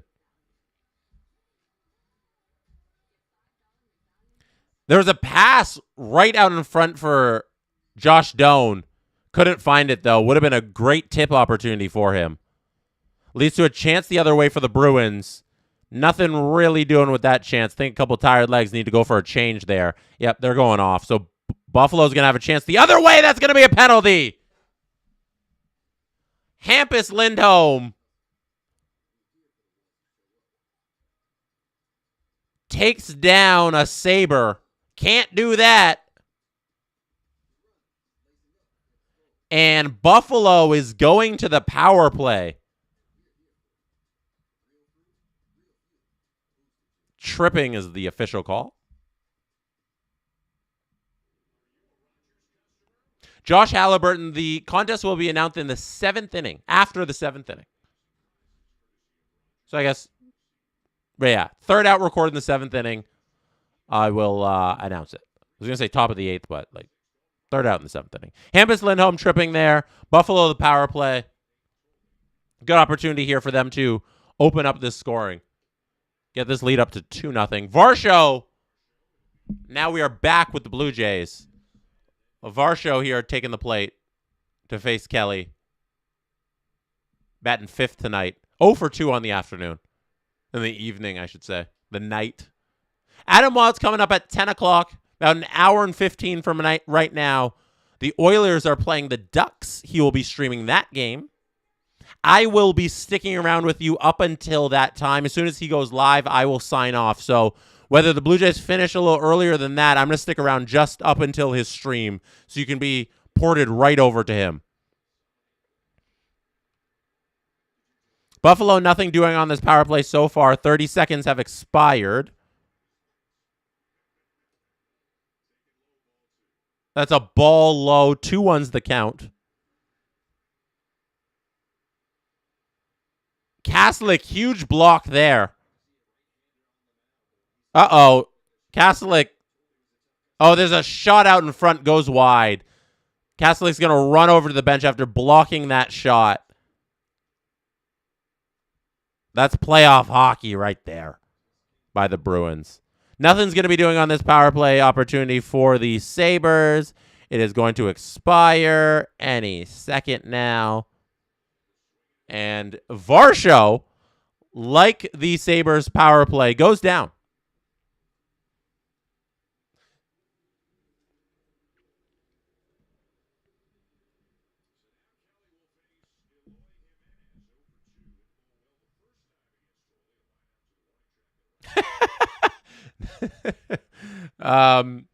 Nibsty says, thank you, Jesse. The silence frightens me. We are sports maxing tonight.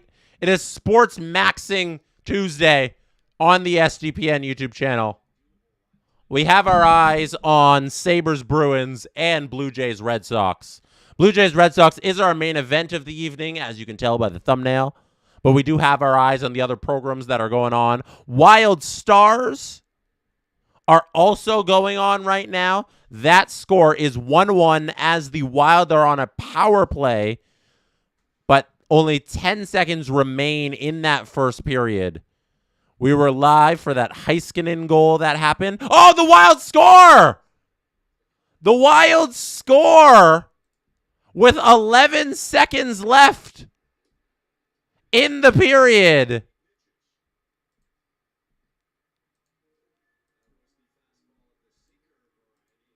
There, Matt Boldy gets that power play goal for the Minnesota Wild. And the Jays strike out there. Eloy Jimenez strikes out swinging. That's 2 out in the inning. Matt Boldy scores that goal on the power play for the Wild. They are up 2-1 as they head to first intermission. Davis Schneider's at the plate. 1-0's the count.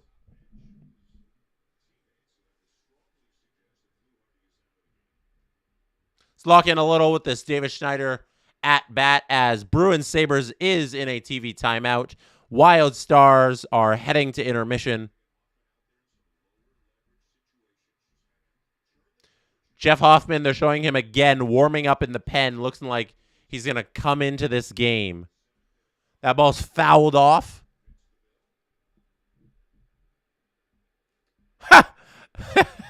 Robert says, Eloy DFA, Springer activated, tweet will hit. Yeah, so the Springer injury update is that there was a chance. Oh, there's a goalie interference challenge. I turned off that game because I thought it was all good. Let's pull that back up. So the injury update on George Springer was that there's a chance he could play today. He tested his lower body injury around the bases, and it appears that it's just like a pain tolerance thing and not really a chance to re-aggravate it. So it's just a matter of how comfortable he is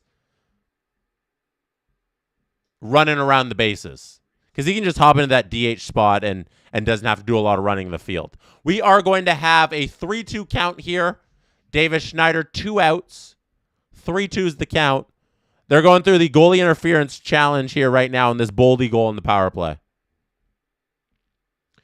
3-2 pitch. Kelly. Ball high. Davis Schneider gets that walk. Let's switch the scoreboard for you because my second screen, the second main screen has switched. So we will put this one up because that's the one we're watching for anybody who might tune in, who is aware. I'm going to watch Wild Stars until they decide whether it is a goal or not. Let's see. We will wait and hang around.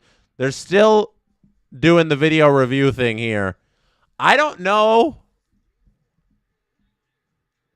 Oh, here we go. Ref's coming back out. I was going to make my determination. Oh, wow. It has been determined that number 12 of Minnesota interferes with the Stars goaltender. No goal. No goal. That score goes back to 1-1. The period is going to end now. And there's going to be a couple seconds left on the power play for Minnesota. We're going to send this screen back over. I keep doing that other way. We're going to put this screen back over to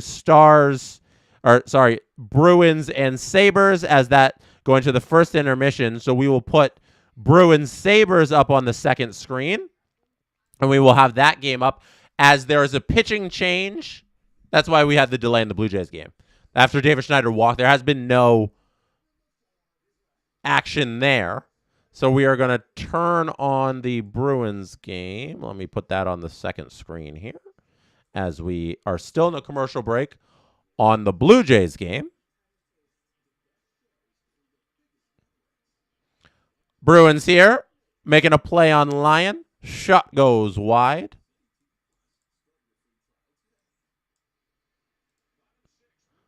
Doan's going to get this puck and go for a change. McAvoy's going to take this, send it to Pastrnak.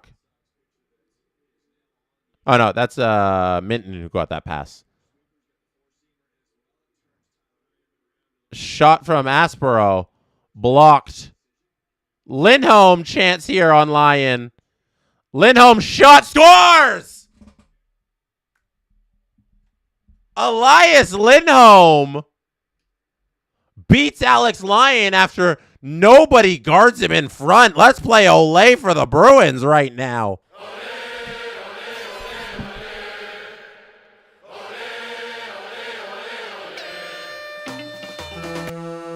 Elias Lindholm shoots the puck. Zucker swats it with his hand back to Lindholm, who nobody takes. And Lindholm gets a shot off of his shot, off of that Zucker play. And all of a sudden, it's 1-1. Heineman's going to ground this ball to third base. And that is going to be the third out of the inning. No rally there for the Toronto Blue Jays this time. Jeff Hoffman! Jeff Hoffman is coming into the game!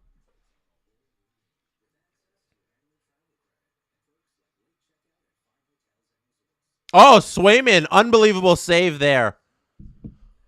On a bad giveaway by the Bruins, Swayman makes a great save. Okay. We're about to have the Jeff Hoffman experience, Blue Jays fans. Will Jeff Hoffman pull a Jeff Hoffman, which is a blown save? A blown lead. Nah, it's not a save opportunity. It's a hold opportunity as he's been kicked out of that closer role. I am rooting for him. I root for the players on my baseball team, people. I'm not anti-Jeff Hoffman. I am anti-keeping him in the highest leverage situations because he's been underperforming. I am pro him turning into prime Mariano Rivera. I would love that. I would love that. That is what I'm rooting for. Let's see if he can do it.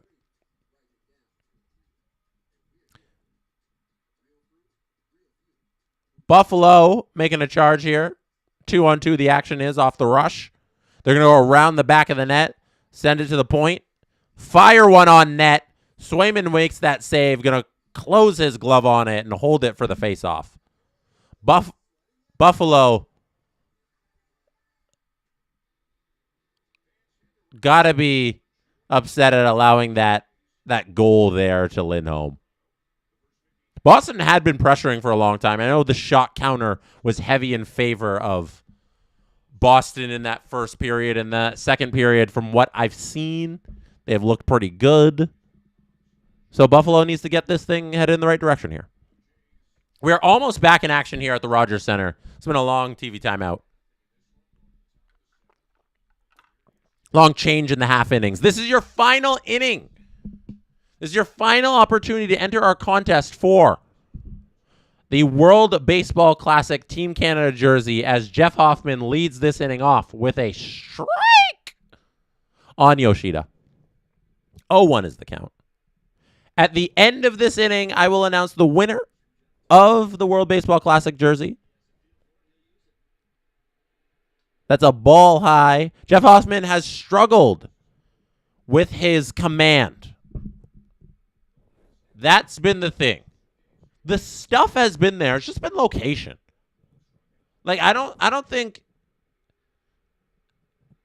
the velocity's been off at all. I don't think his off-speed pitches have been doing any less break. It's just about navigating the strike zone. In situations where he needs to throw strikes, he's throwing them all over the plate. In situations where he shouldn't be throwing it over the middle, he's been throwing middle. There's a strike 3 by Hoffman. Well done. Starts this inning off with a good strike 3. That's what we like to see.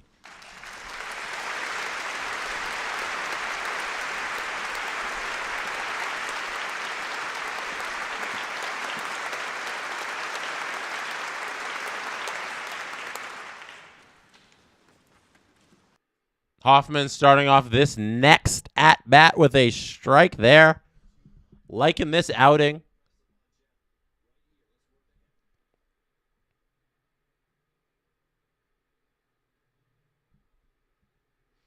Looks like Boston's going to ice that puck off of the face-off draw. That is a foul ball. 0-2's the count. Don't forget to like this stream if you are hanging out right now. Don't forget to enter the contest. I'm going to keep reminding you that all inning long as this is the final inning. 0-2's the count. Heineman choosing the next pitch on the pitch column. Jeff Hoffman settles in on the mound. Throws. Swing and a miss! 2 straight strikeouts by Hoffman. Well done!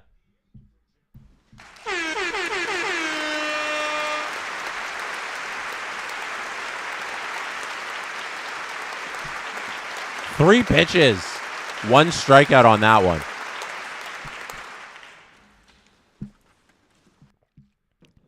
You absolutely love to see it. There's a foul ball to Mayer.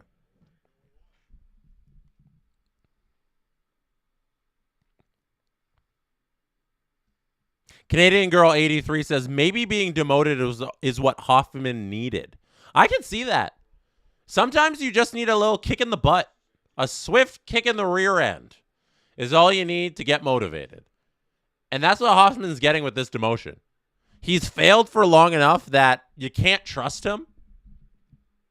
And maybe this remotivates him and he can win back the job and we can trust him again. And then he can lose the job again. There is a ground ball to first base that Vladdy's going to field and throw over to Jeff Hoffman for the 3rd out of the inning, everybody. Jeff Hoffman with the 3 up, 3 down.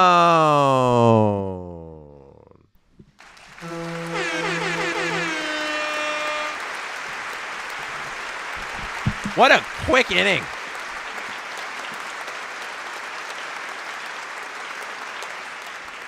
Beautiful appearance by Jeff Hoffman.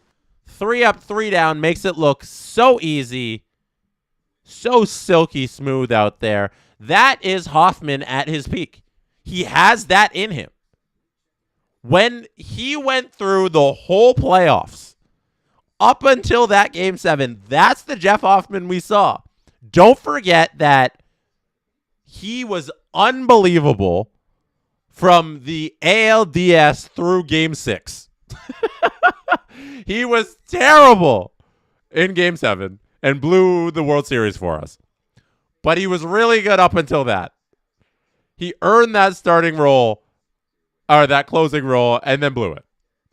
So you get this Jeff Hoffman every now and again. And that's the Hoffman we're getting tonight. So I'm happy we're seeing it. I'm happy that the Blue Jays remain up 3-0 as we head to the bottom of the 7th inning. Here's a turnover. Sabres not able to do anything with it. If you are tuning in just now, or if you've been here the whole time, we got 2 screens up. Right now, it's Buffalo, Boston, plus the Jays game. The Jays game is the main entertainment, but we are keeping our eye on Buffalo, Boston, as we do have to chat about it on the SDP tomorrow. And then we do also have Wild Stars in the corner of our eye when that thing is back in play, but it is at first intermission now. It's been nice. The intermissions have kind of been lining up here.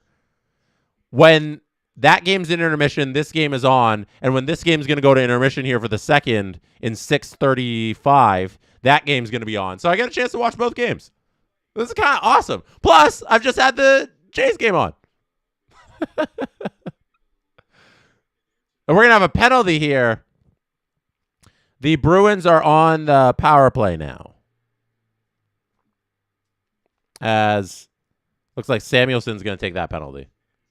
Ryan Watson is warming up for the Boston Red Sox.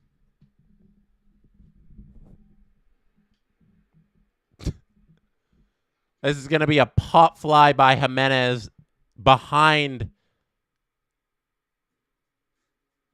Mayer there, who just retreats slowly and collects it for the first out of the inning.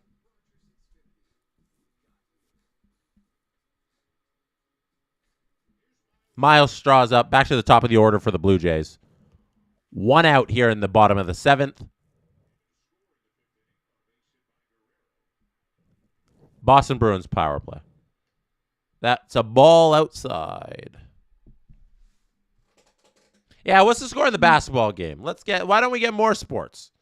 Why don't we get more sports maxing? Sports maxing Tuesday. This is going to be a base hit up the middle by Miles Straw.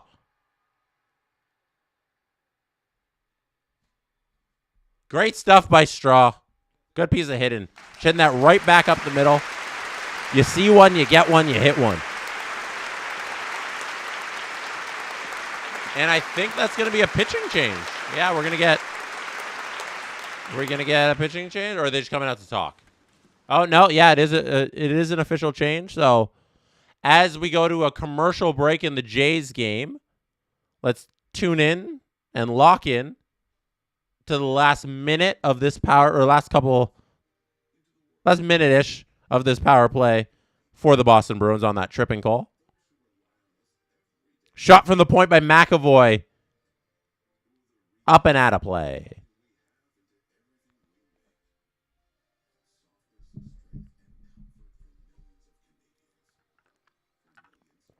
Adam Wild coming up in 1 hour. 10 o'clock Eastern time tonight. The Ducks play the Oilers. I'm saying Oilers come back.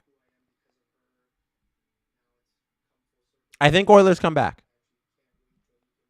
And at least make it. I think this is going. I think they win tonight for sure. And then that would make it 3-2. I think this goes 7. Game 7, I don't know. I think they win at least 2 to force a Game 7, and then maybe Ducks take Game 7. But I think tonight's a win for the Oilers. I don't see them going out like this. 4-1 to the Ducks? There's no way. Oh, sprawling save there by Line. Oh, no, the Bruins just missed the net. Wide open net there on the power play for the Bruins. They miss it. McAvoy over to Zaka. Back to McAvoy. McAvoy loses it in his skates a little, but maintains possession. He's going to dance away to the other side of the blue line. Gets it back up top. Pastrnak now with it. Back to McAvoy. McAvoy looking for an opening. Bruins need to throw a puck on net here. McAvoy drifting down below. Feeds it towards the goal. Nothing doing there. Penalty expires, and the Buffalo Sabres take another penalty. Oh, no. Buffalo. Oh, no. Buffalo. Oh, no. Buffalo is going to get the power play opportunity? Oh. There you go. That works. Let's go, Buffalo. That's going to be a line out by Ernie Clement to center field. I thought the power play was on the I thought the penalty was on the Sabres, but it is on the Bruins. I saw the guy's hand go up. McDavid being a game time decision makes it seem like he's really fighting through something. Oh, that's from Wood Elf Mage. He's 100% fighting through something. Like, you can tell he's not fully McDavid. Vladdy gets hit. Oh, no.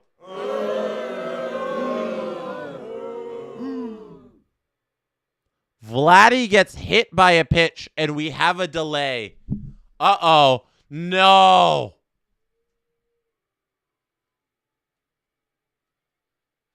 This is the last thing. This is the last thing the Blue Jays need. A season of injuries. You cannot have Vladdy go out too. This would be a disaster.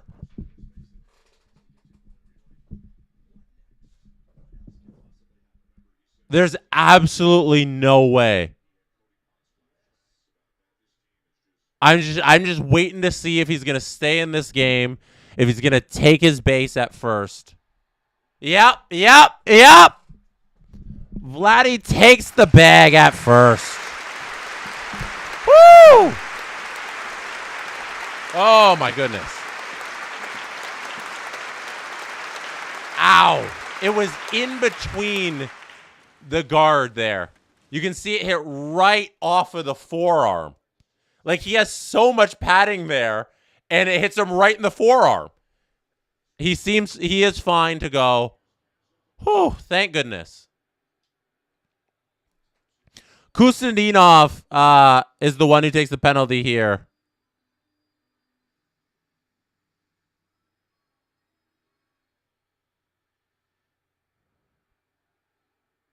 Minute gone by there. Fix this.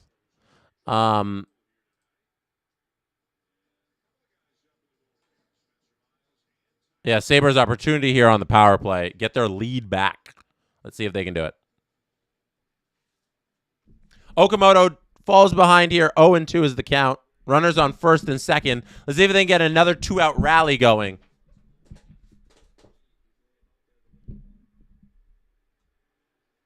That's a ball away. Ball away. 1-2. Good eye there from Okamoto.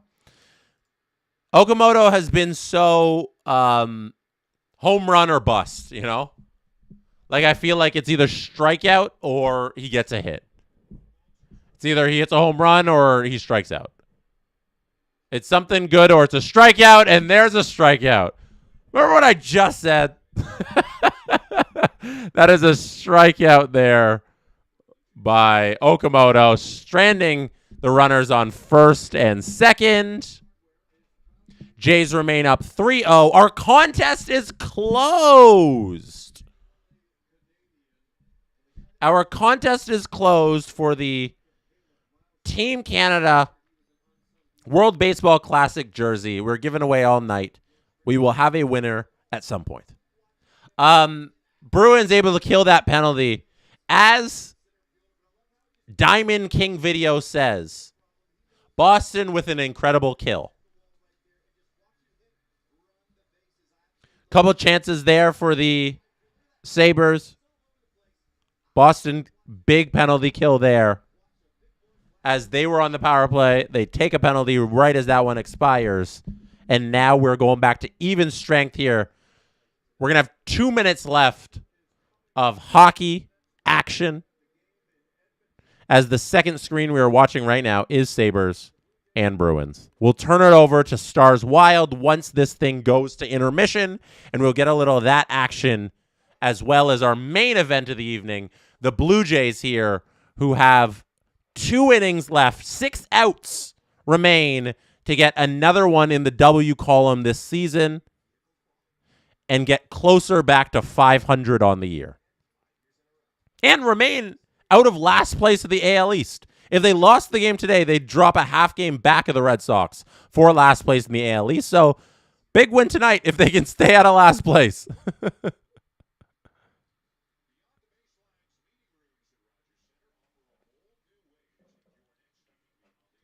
We have Buffalo at center ice regrouping after their power play.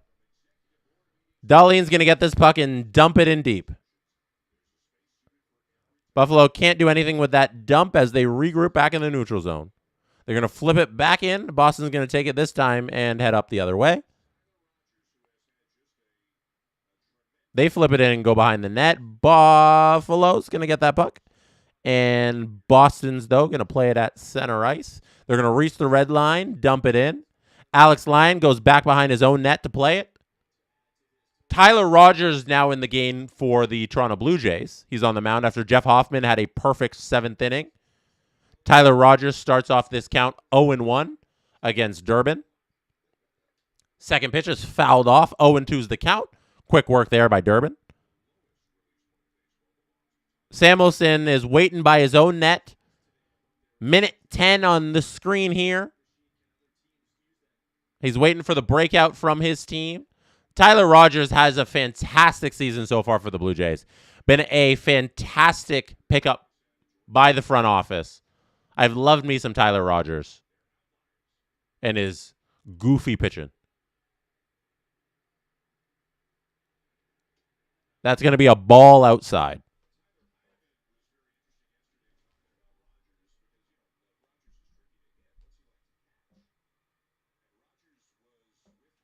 Looks like we're going to get to intermission here in the Sabres-Bruins game with nothing doing. That's going to be a line drive to Vladdy that he's going to be able to stab and catch. That's 1 out in the inning. Blue Jays have 5 outs remaining in this baseball game.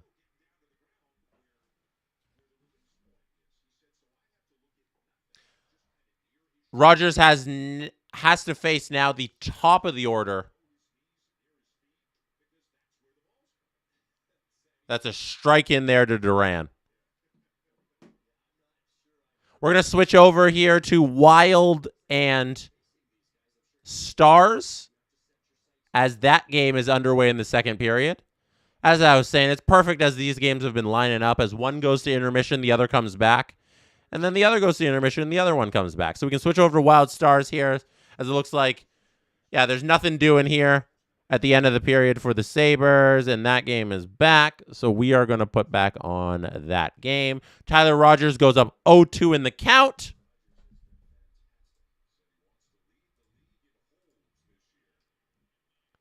Oh, Tyler Heineman looks a little injured as he takes that foul ball off of a very sensitive area.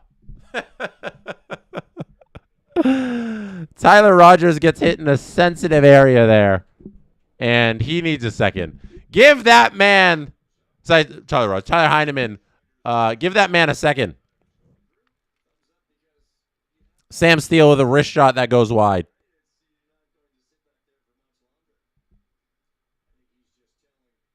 Looks like Heineman's going to be okay. Yeah, you just need a couple deep breaths with that one. And maybe, I hope there's not a bruise there later. Here's Rogers to Duran. 0-2's the count. Fouled off. Now Duran fouls that off of his foot. Everybody fouling everything off of their body parts.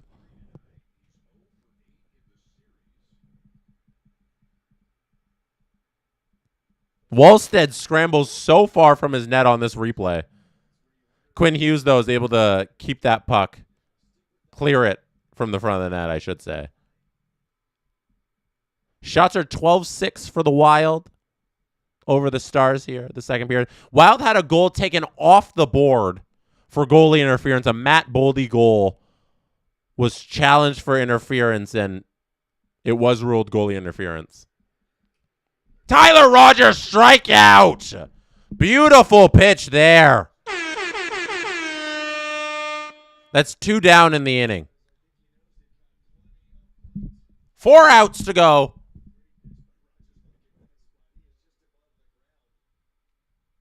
Yeah, baseball players wear cups challenge. When I played travel ball as a kid, you have to wear a cup. Everybody would cup check you because you're kids, and you just hit people. You take your bat, do a little cup check. You always wear a cup. MLB players, though, they think they're too good for it. I think they're too good to protect their bits. Contreras is at the plate, fouls off the first pitch. 0-1 is the count. Rogers deals the 0-2. Swing and strike. Beautiful, beautiful Rogers inning right now.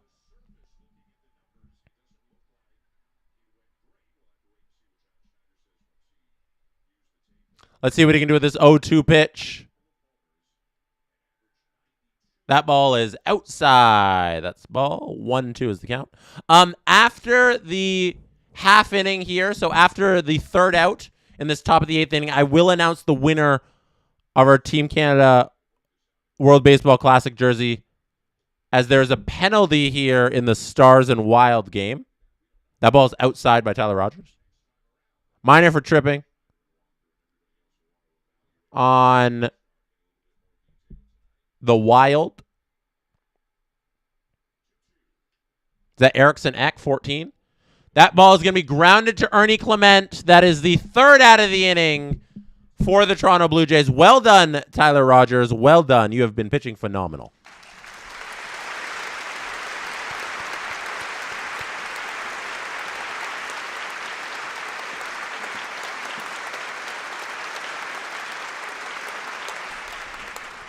To reset,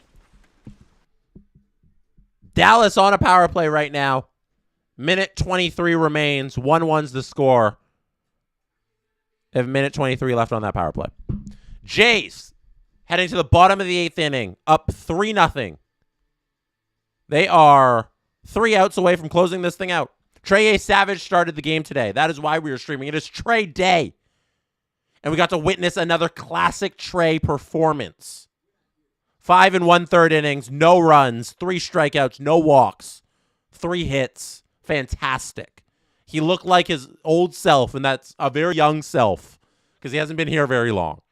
This time last year, he was playing single A ball. Unbelievable. Love me some Trey A. Savage.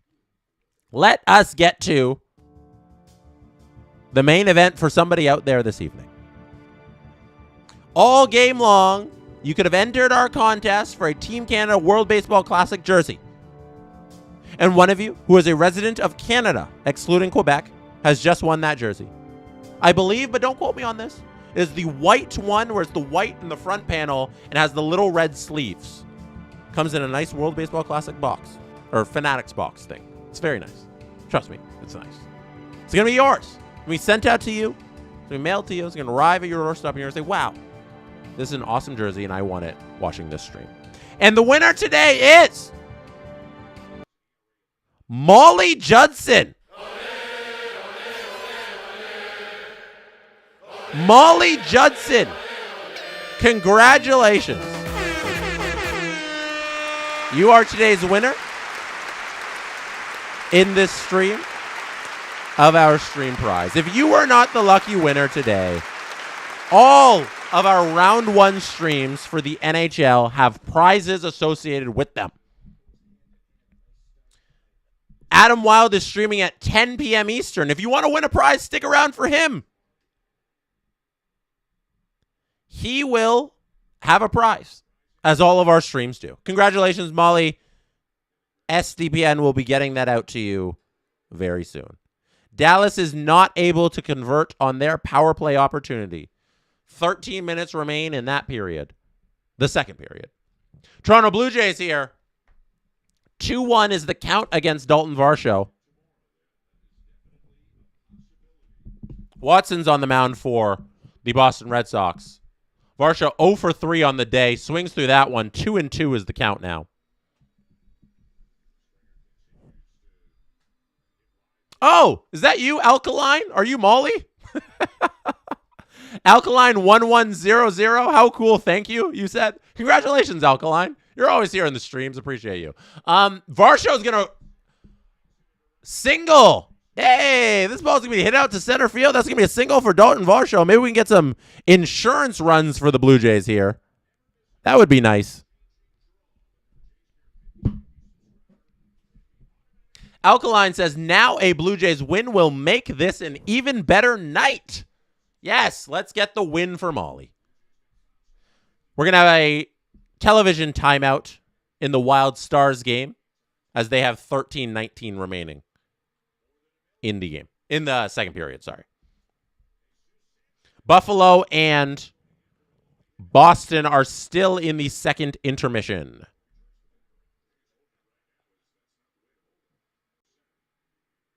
Hey, connection reached successful. Okay, there we go. Does everybody have me back? I believe I just lost connection there for a second.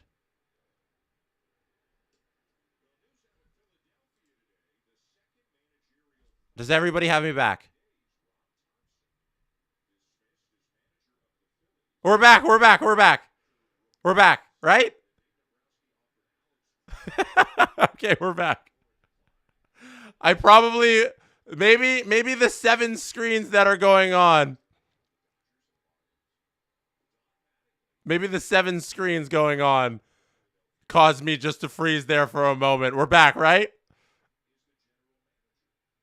2's the count. Oh no! Oh no! It froze again!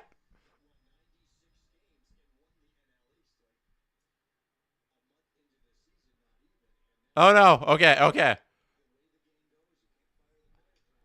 Davis Schneider grounds this ball to the pitcher, Watson, who throws it to second, who throws it to Contreras at first, and that is going to be an inning-ending double play. We go to the top of the 9th inning, and Louis Varland is coming in to close out this game for the Toronto Blue Jays. Giggling Cat has gifted 10 SDP VIP memberships. Thank you, Giggling Cat. I appreciate you.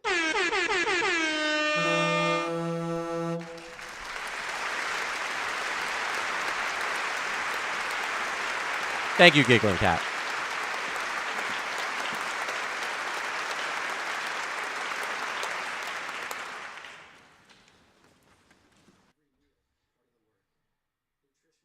We're fully back, right? Uh-oh. We're coming towards we have 3 outs left, and now the internet says too much streaming?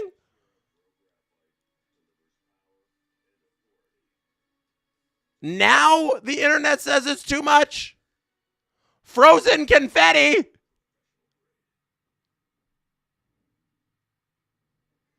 It's because people didn't like the stream. That's why. That's why. The stream is powered by likes. And, you know, when people aren't liking the stream, it freezes. That's the rule. That's the rule of YouTube. All right, we should be fully back. If I can, oh no, it looks like it's okay. Hold on. Let me try and do stuff. Let me try and fix this. I can do this here. I'm gonna make Canadian Girl 83 with the super chats. Thank you for gifting 5 SDP VIP memberships.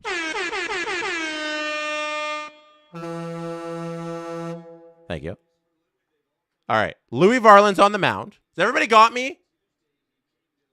It's a little choppy, but it's pretty good. It's coming back. It's coming back. Deep breaths, everyone. If you received a gifted membership from Canadian Girl 83, make sure you say thank you. Power play for the Minnesota Wild. Louis Varland on the mound. Starts the at-bat 0-1, facing Roman Anthony. That's a strike.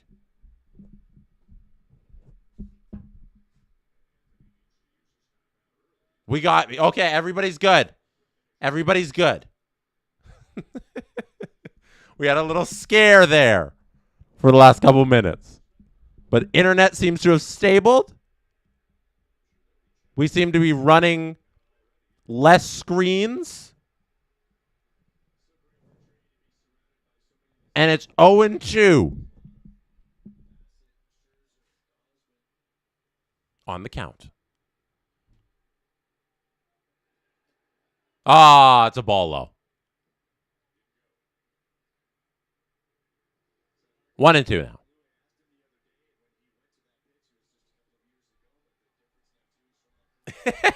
Robert said it's doing its best. It is doing its best, and that's all you can ask for. Ow! Heineman again taking a ball off the inside of his leg. This one looks to be off the thigh. He's going to be okay. He waves off the dugout.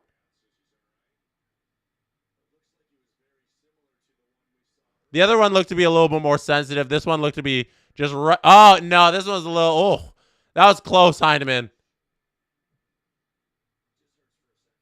Yeah, no, but he's going to be good. Minnesota can't... It doesn't look like they're going to capitalize on this power play. 58 seconds left. Chance for Minnesota on this power play. Oh, Louis Varland strikeout. That's first out of the inning there for the Blue Jays. Striking out Roman Anthony. 2 outs to go in this game.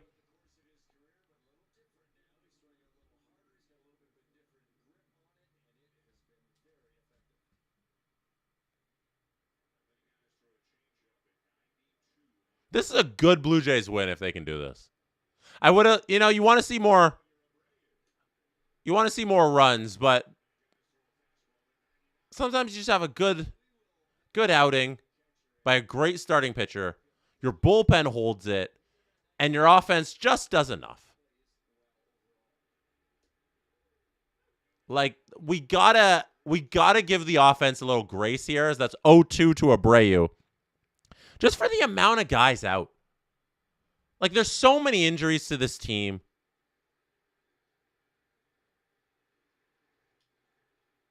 That I'm willing to excuse. You only put up 3 runs tonight. That's fine. You got a great pitching performance, and you did just enough there. And now it's not sealed yet. We need 2 more outs here, but it's 0-2 in the count. Abreu against Varland. PP is expiring there for the Wild. That's a... Oh! Abreu barely gets a piece of that one, fouls it off.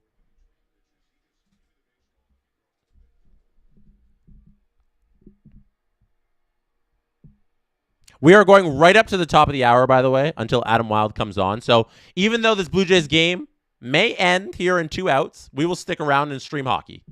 That is high and outside. That is a 1-2 count. That is a ball by Varland.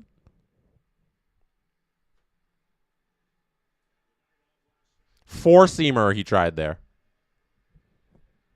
Couldn't get him to chase. This one, though, does get him to chase.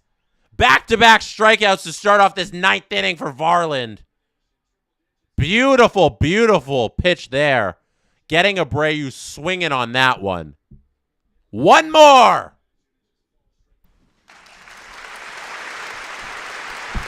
One more.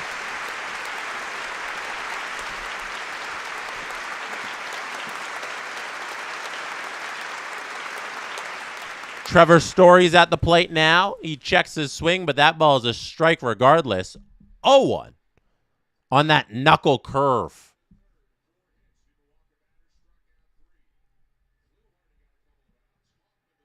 The Rogers Center crowd is getting to its feet here as that one is fouled off by Story. 2 outs. 2 strikes. 3-0 Blue Jays. They are 1 strike away from finishing this game. And what has been an up and down season, finally, the cavalry is coming. And it came first, led by Trey Savage, who returns from the IL today to start for the Toronto Blue Jays. His first start of 2026. Pitched phenomenal. 5 1/3 innings. 3 strikeouts, 1 walk. And Louis Varland comes into the game to close it out for the Toronto Blue Jays. And on the back of that great Varland start, that great Savage start, we get the bullpen going Hoffman shutout, Rogers shutout, and then Louis Varland shuts them out too. Combined 4-pitcher shutout for the Toronto Blue Jays. They win this one 3-0. That is a final. They take game 2 of this series over the Boston Red Sox. Good win by the Jays on trade day. It is a very good trade day. Thank you for sticking around for this Jays stream. Always love doing a Jays stream. We will get up some hockey on the board. I have the remote, don't you worry. We'll throw on Sabres and Bruins here as they go to the 3rd period. And we will watch this game live until it closes.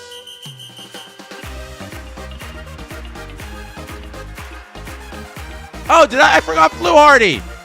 I did forget Flu Hardy. Hold on.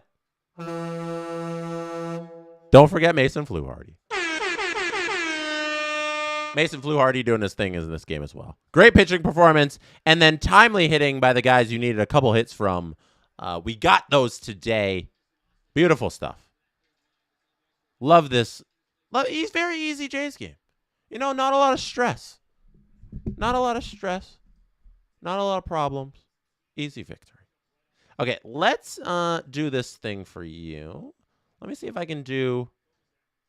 we're going to get rid of the Jays scoreboard because that's all done. We'll put that NHL scoreboard there for the Wild and Stars. But I'm going to get up a Bruins and Sabres scoreboard for you as well.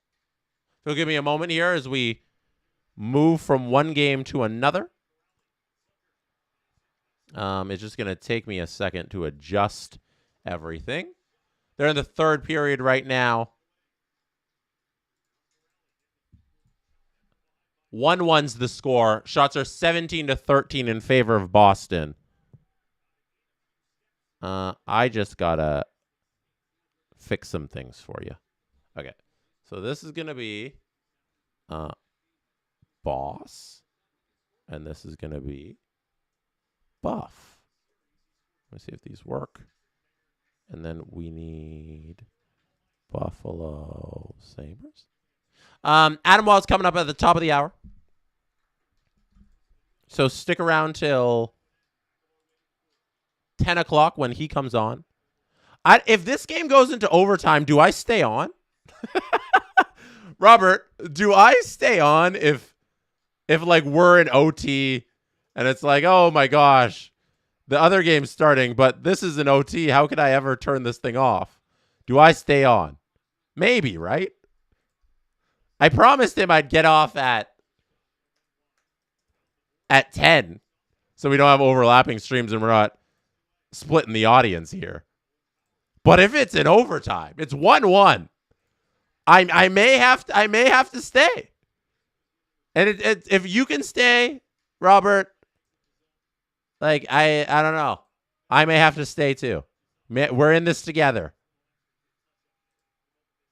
Okay, I think I did this on the fly for you all. Getting some logos on the screen right now. And hold on, I'm almost done. I'm almost done, I swear. You're gonna like it. You're gonna like it in one moment. Hold on. Here we go. Ah! It worked. Hey, okay, the scoreboard worked. I was doing that, and we got it done. Now let's set the time correctly. What time is it? So this time, now we can do the clock officially with what's on my screen if you want to actually sync up with what I'm watching. I will sync this clock. It's 15:34. So let me just do this. Sorry, that made me very excited. I like doing stuff like that. That's what I live for. So we're just going to set it there. We're going to start. So once it hits 15:30 on the TV, oh my gosh, the ridiculous linesman decides to kick guys out of the face-off circle, so we don't have a start of the clock there. All right, 15:30 now. Is it working? Hey, there we go. Okay. So now you can sync up your broadcast with my broadcast, and we have a 1-1 tie here. 5 minutes-ish gone in the third period. I'm not used to, I got to get comfy in this streaming position. Oh, there's a chance in front. Swayman's going to be able to get on this puck. And nothing doing there, but a dangerous chance there for Buffalo. Good little flip play into the zone. You got to go chase after that, and he does. Sends it out front. That's Benson there doing all the work. Good stuff. You know, guys like much bigger than him, winning that puck battle against Zadorov. Good stuff. I want to stand because I usually stand to do the the hockey streams because the screen's like a little higher. But then I was sitting because we were watching like 3 games at once. But now that I got 2 games, I could easily stay. Now I got 1 game really that we're really locked in on. I could stand and do the headset, but I can't adjust midstream. We don't have enough time for that. We don't have enough time. We're watching sports. We are sports maxing on a Tuesday. We're going to have a penalty here. Boston's going to the power play. What are they calling? Tripping? Yeah, it's Alex. He takes down Alex Steve. No, that's not that. Oh, high stick there. I thought Alex Steves was going to be tripped, but it's actually a high stick. Tuck gets Aspero right in the face. Yeah. Either if it was intentional or not, you can't hit Aspero in the face. Penalty. High sticking. Apply penalty. Hey, okay. Power play works. Power play score bug works. The clock on the power play thing doesn't count down. It just tells you that there's a 2-minute power play on the board. If anybody's wondering. If they're like, why isn't that counting down? It doesn't. It just tells you that that's there. We're going to get a redo of this face-off draw as the linesman didn't feel like it was fair. Zaka wins it back again for the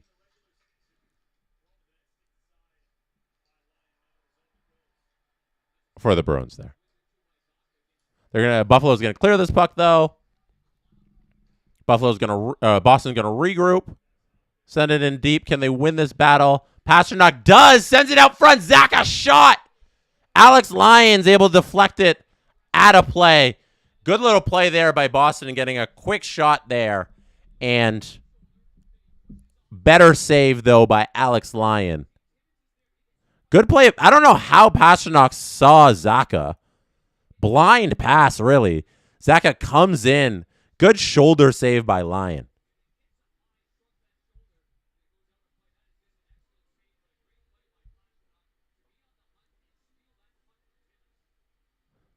Face-off is going to be won again by the Bruins here. Pasternak's going to get it towards the blue line. Throw it at net, but doesn't get through. It's going to be blocked, and the Sabres are going to send it all the way down the other end of the ice. Swayman's going to play this puck. And here comes the breakout for Boston. Zaka is going to be tasked with bringing it over the blue line. Geeky fields it, sends it back to Zaka, over to McAvoy, back to Zaka, down to Geeky. Geeky with a shot. Save by Line. It goes back into the corner. Back up top here. McAvoy gets it.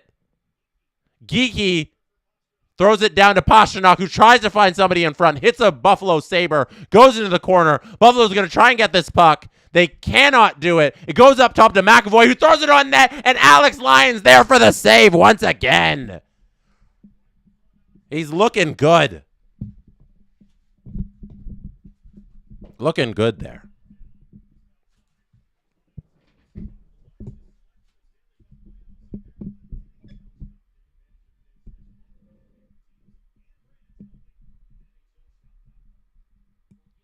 $40 left in this power play opportunity for the Bruins.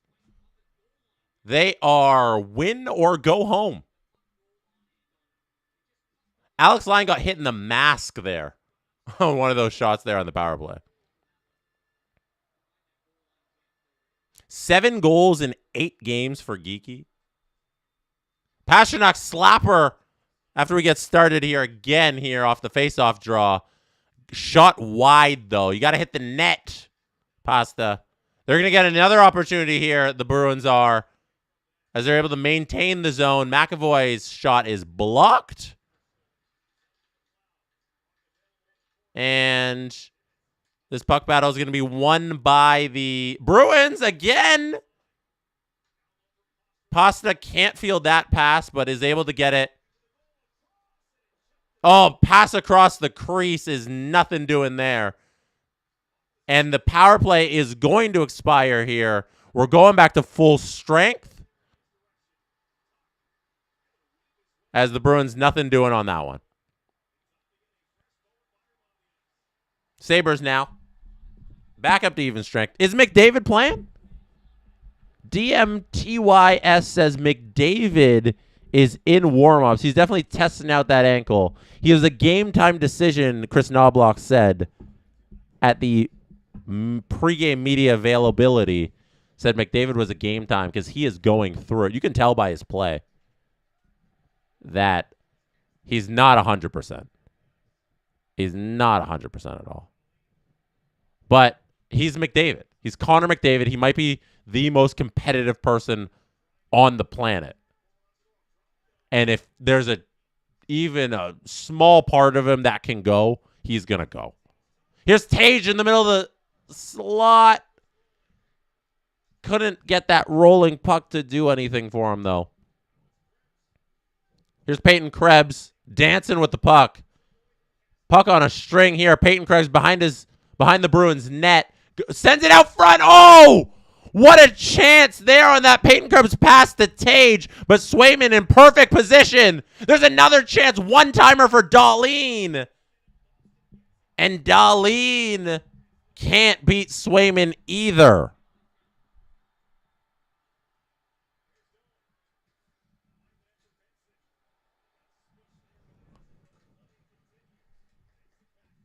Benson gets this pass, but it's going to be fielded by Isamont, who goes up the ice.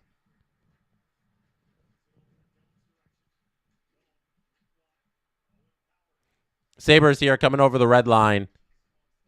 Can't find a way to cross the blue line, though.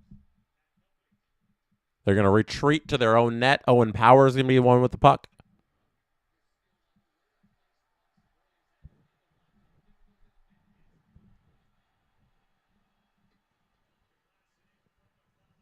Sabres are going to send this puck in deep. Boldy scores for the Minnesota Wild. Let's update that score. Let's check out this Matt Boldy goal. So Matt Boldy earlier denied a goal because of goalie interference. He scored, and then it was taken back because he did interfere with Jake Ottinger.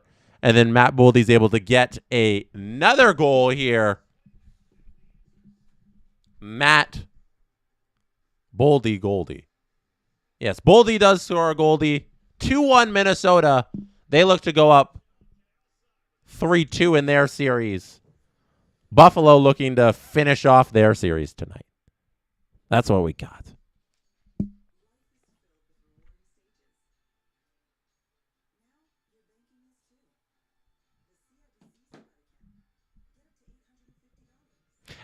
Adam is 15 minutes away. I don't know if we have to sign off when Adam comes on.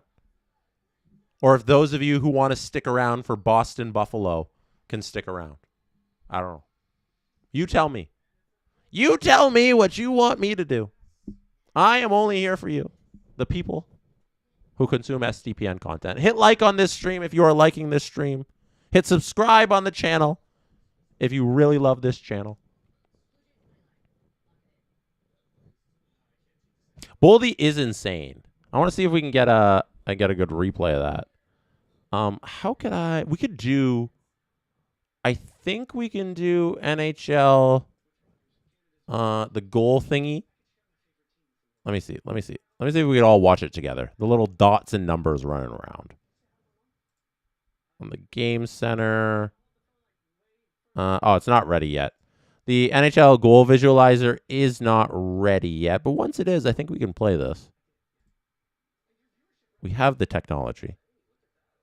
That was on the too many men call on Dallas. So, like, you're doing that to yourself at that point. That's an unforced error. Boom. Beautiful. Okay, we're going to remove this. We're going to remove that. I'm a little large, but I'll just move myself here. Here's the Matt Boldy goal. Assisted by Quinn Hughes and Kirill Kaprizov. You'll see there's Boldy with the puck. Sends it to Quinn Hughes, who sends it back to Boldy, who shoots and fires and wires it past Jake Ottinger. That is how the Minnesota Wild went up 2-1 in their game against Dallas. We'll throw that score back up for you. There it is. They are at intermission now, and we have 9:50 remaining in this game as we have a stoppage in time here.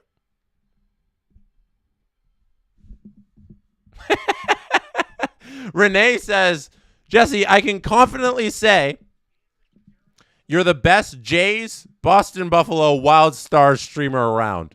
Has anybody ever done these 3 games at once? I don't think so. This may be a first for human history. This may be a first. For anybody wondering why I'm looking up, it's because on the screen up there is where I have the live hockey. It's usually the screen I'm looking at when I'm standing and streaming. And that's why I got to look up. I'm going to move it down, I think, to this screen so I don't have to look up at it. And I'll just have it on the side here. We got to get a stop to adjust.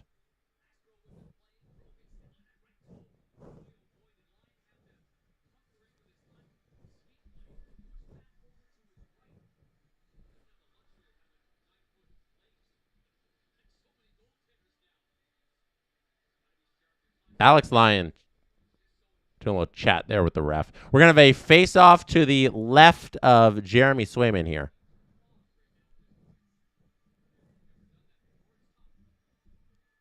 The face-off is going to be won by the Bruins. They've been doing a great job in the face-off dot. Like, I don't think, since we've been locked in on this game, have the Bruins lost a face-off? They've been so good. This puck's going to go up into the netting here.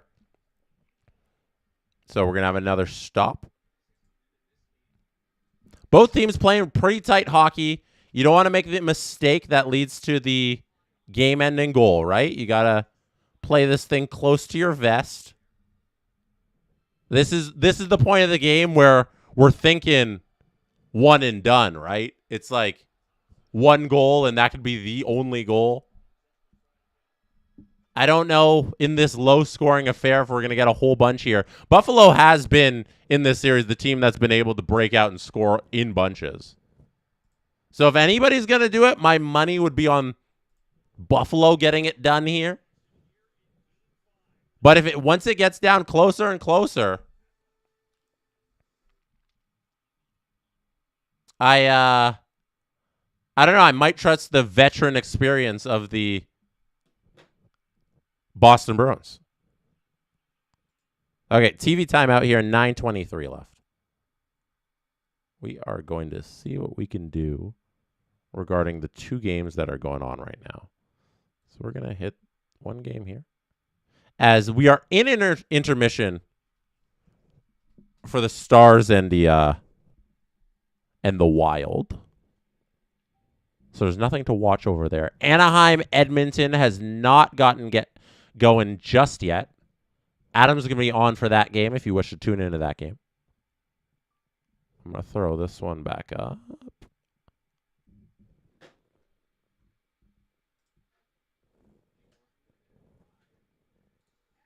Amazing. Amazing.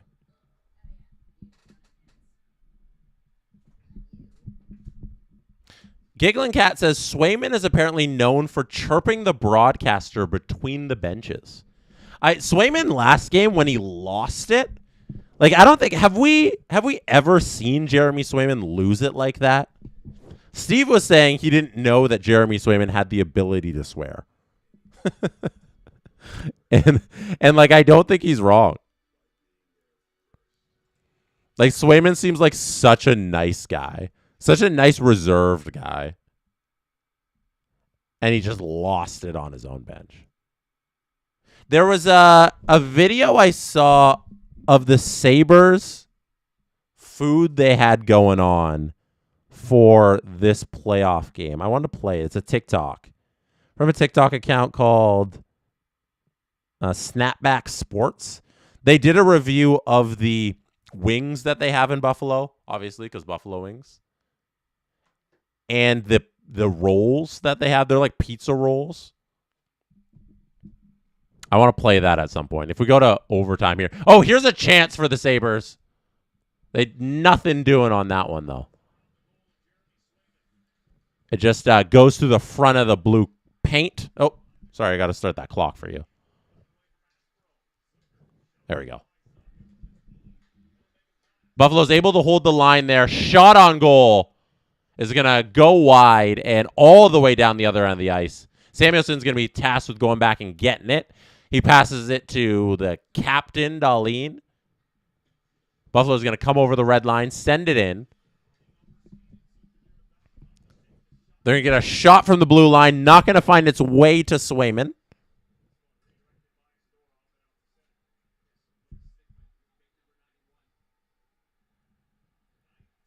Buffalo's going to do a wholesale change of their line here. Regroup in their own zone. And now start the breakout. Get over the red line. Send it down in deep. Win this battle. No. Win this battle. Maintain the zone. Take a shot on a broken stick. That shot goes wide. Nothing doing there. Boston's going to now have their opportunity to do something offensively here as they look to make a couple changes with their lines. Everybody's playing real cautious right now. Everybody's sitting back, not really wanting to make a mistake. Buffalo's such a young team, such a run-and-gun team, such a high-scoring team. I'm surprised that they've decided to play a little bit more defensively. Maybe with this 3-1 lead in the series, you have the opportunity to sit back. You have the opportunity to just take it easy here. But they're not pressing. They're not pressing right now. And I wonder, I can't be like, oh, if Boston does it, they're going to regret it or anything because Boston hasn't scored. I'm not just going to say that and jinx them and curse them. But you got to wonder if that's the right move. If you're a team if you're Buffalo right now. If maybe because you have the 3-1 lead, because you are more talented than the Bruins, I think on paper you're taking the Sabres roster, that taking a couple of chances here isn't the right play. Might be the right play. Like, you got to trust that your offensive instincts can kick in here. Oh, they're going to have a play at the line. We're going to have an offside call. Stop and start again. You gotta have a little confidence, I think, in your game here. Boston's the one who should be scared. One mistake by them, their season is over. Buffalo, you're playing with house money right now. You were dead in the water in December. Now look at you. Now you have expectations, obviously, from your fans and everything, but I would trust that we've been the better offensive team in this series, that we have more scorers than the Bruins, and that if we just play our normal game here, we'll be able to put in the back of the net before they are. But they seem to be doing a lot of dumping, a lot of sitting back, going for changes, a lot of flips to the neutral zone. There's one right there as they're back behind their own net again, looking for this breakup. But Boston's not pressuring either. Both teams playing chess here, waiting for the other one to break. I wonder whose game is sitting in whose game, you know? Is this play? I think, in my mind, this is playing to the advantage of the Bruins. Just because, I don't know, as a Leafs fan, I've seen so much Bruins playoff action where Pasternak's going to take a puck and go end to end and finish this thing. And I get PTSD when I see this Bruins team play this low event hockey here. We're going to have to stop here as we got to regroup with the face-off. Linesman didn't like that face-off draw. We reset once again. McLeod and Zaka in the dots here. Boston's been the stronger team in the draw. They win another one. One of those, one of these face-offs going to bite the Sabres? Boston's not pressuring. They just flip it out there. Zadorov's able to get the puck back, though. They dump and chase. Pasternak's going to get this puck, try and make a play on it towards the slot. Can't do it. There's a Buffalo Sabre there to defend that. Not able to get anything done. Pastrnak does get it, though, behind the net. We're going to go back up to the line. They're going to send it down deep. Pasternak's going to get the puck back behind his net again. One-handed along the board. Works his way back up to the blue line. Throws it on net. It's going to be a block by the Sabres. Quinn's going end-to-end on his own. Tries to take on the Bruins 1-on-3. Can't do it. Bold decision there. That's going to be a shot on net by Tage. Slapper from atop the face-off dot. Can't get it towards the net, though. Alley Cat's feeling what I'm feeling. I feel like the Sabres are letting Boston hang in this game. You can skate this team into the ground. Do that. They're just slow playing this.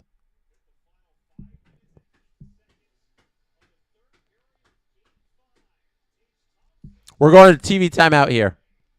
Still not back from intermission in the Wild Stars game.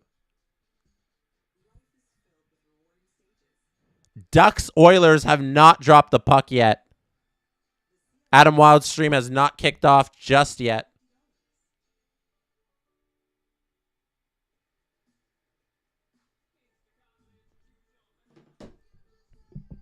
I am scared. I am worried. I feel like the Sabres are letting the Bruins hang around in this game. It's gotten to the point, and I know how game one went, where the Sabres scored a bunch late, and it was over. Bunch late in the third period, and it was over. This game does not feel like that game.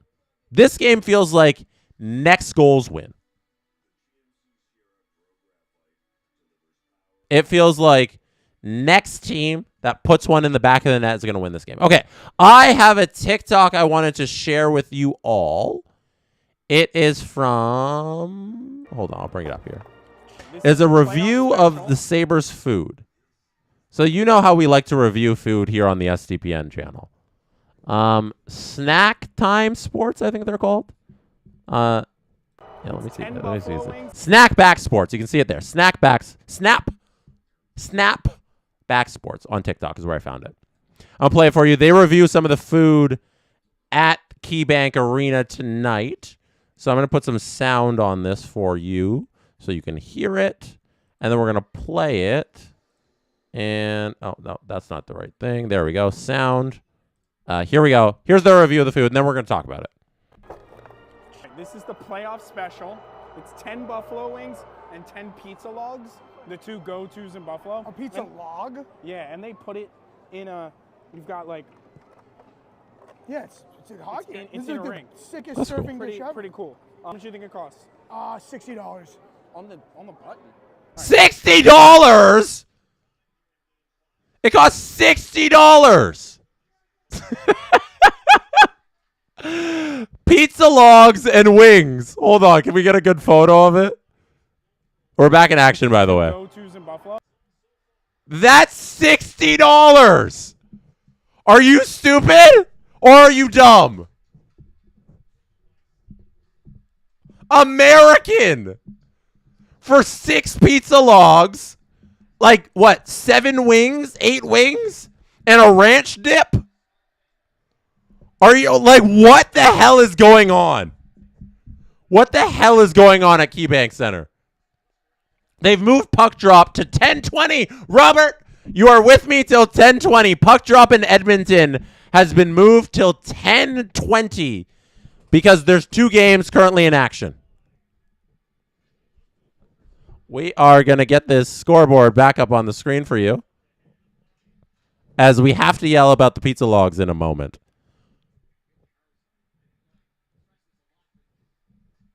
There we go. Okay, so that clock is running. Let me just remove this here. There you go. Awesome. 3:40 left in the third period.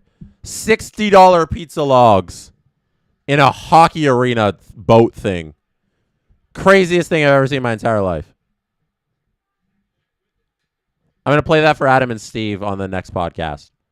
Tomorrow. New SDP tomorrow. Boston's going back to their own net here to retrieve that puck. Let's peek. Boston's going to come over the red line. That's Zaka. Pasta's going to throw this one on net.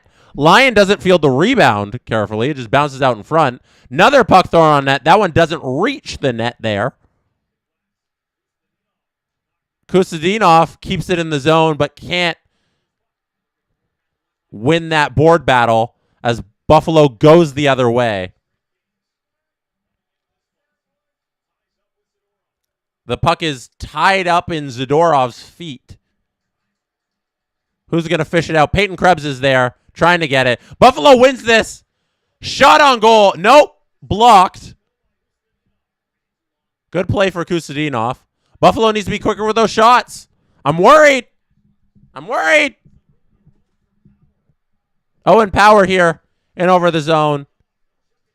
Throws it at net, but it goes wide. Green-white shot. Green-white rebound. Flipped over Swayman. No. Oh. Golden opportunity there for the Sabres. And the refs blow the whistle here. Greenway throws the puck on net. And a chance for Kozak to flip it over Swayman. Oh, so close. He tries to flip it at Lindholm to then bounce it into the net. Just not able to. Wow, we got real close there.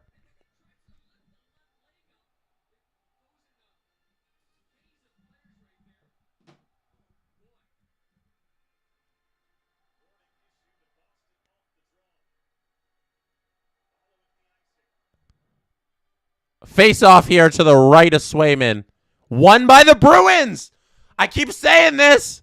Boston's winning every face-off draw, and it might come back to haunt Buffalo, but Buffalo is able to get this puck, actually. They have a shot there. Nothing doing in front, but it was a good opportunity. They're able to maintain the zone here. Minute 47 left. Puck's in front of Swayman. He covers it once again. As dangerous stuff here from the Buffalo Sabres. Doan's taken down. Buffalo Sabres fans at KeyBank are looking for a penalty. Nothing coming from the Zebras.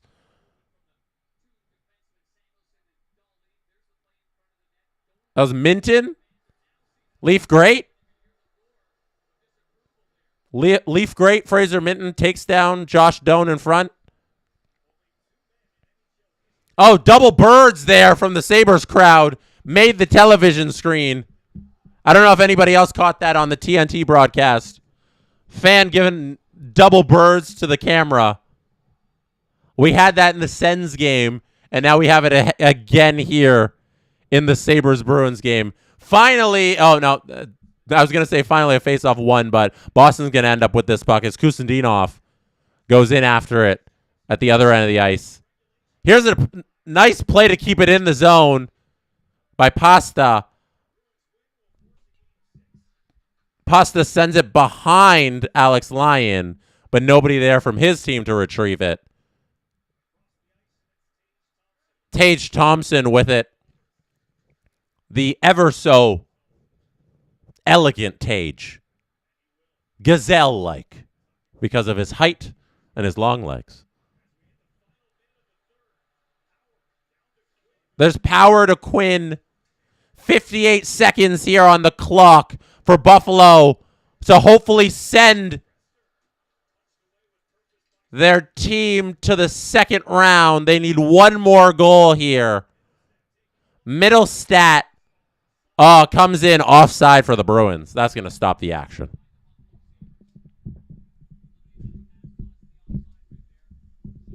Sorry, I'm doing all kinds of adjustments here. Oh, McDavid is playing.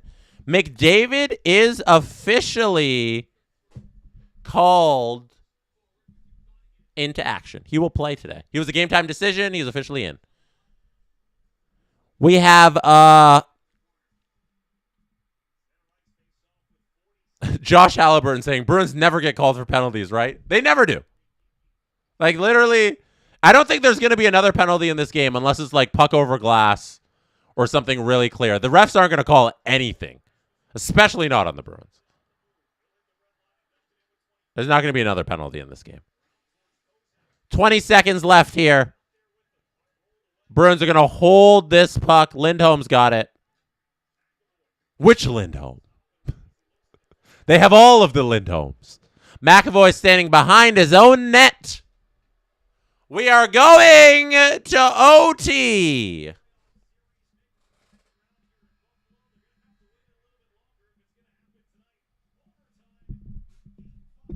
What are we doing here? We hanging out for Stars Wild? We streaming overtime? Buffalo, Boston? Stars Wild is 2-1. Let's put it on the main screen here. Let's watch this live. Robert, you're going to have to stick around for a little bit here.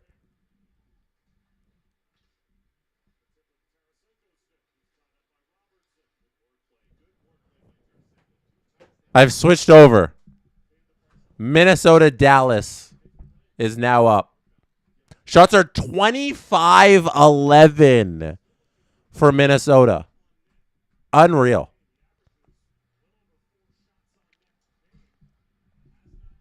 Tool fan says stay for OT. Robert, can you do a poll?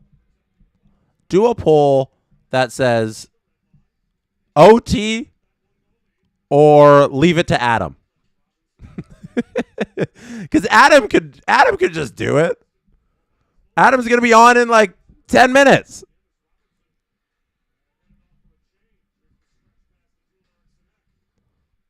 It's a 10-20 puck drop for Anaheim Edmonton.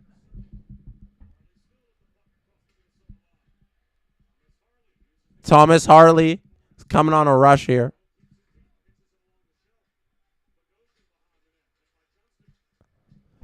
Death Clutch says, I can't wait up for OT. I've got work tomorrow. See, if the people can't watch, I'm going to be streaming to nobody. Kaprizov slap pass to nobody. I'm always confused by the Dallas camera angle. Why is their angle so much lower than every other arena? Who built this thing? It's still American Airlines Center, right? Why is their camera like at ice level? Every time I watch a Stars game, it trips me out. It's so low. They need to move it. Get it where all the regular cameras are. Because Texas, says Pretzel Hut.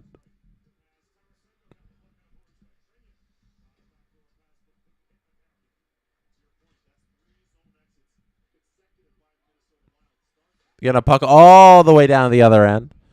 Dallas is going to win this, though. Keep it in the zone. Dallas looking not to go down 3-2 in this series.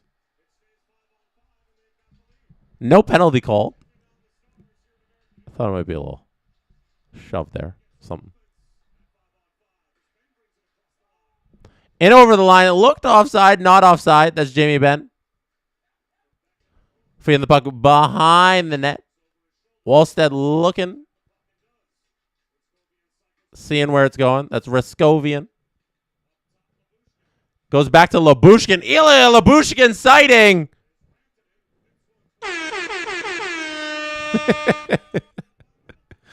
Dallas is going to lose this puck. Presumably because Ilya Lyubushkin touched it. Ooh, yeah, everybody pick their overtime winner here. Oh, we got to do OT reset 20 minutes. There you go. Yes, Leaf great, Ilya Lyubushkin. Robert has Tage and Pasta for the OT winner. Renee has Tuck. It's going to be a save here by Ottinger. He's going to hold on to this puck. 13:40 left in the third period. Minton says Circler. Jackie says Darlene Geeky. All right, I'm going to have to take a pause here. Been drinking a lot of water tonight. We're on a commercial break. We're in OT. The Steve stream screen is coming up, okay? Give me 5 minutes. We're going to be back in a second. Hold on. I think maybe I said we'll be back in 5. I think I have intermission content. Is this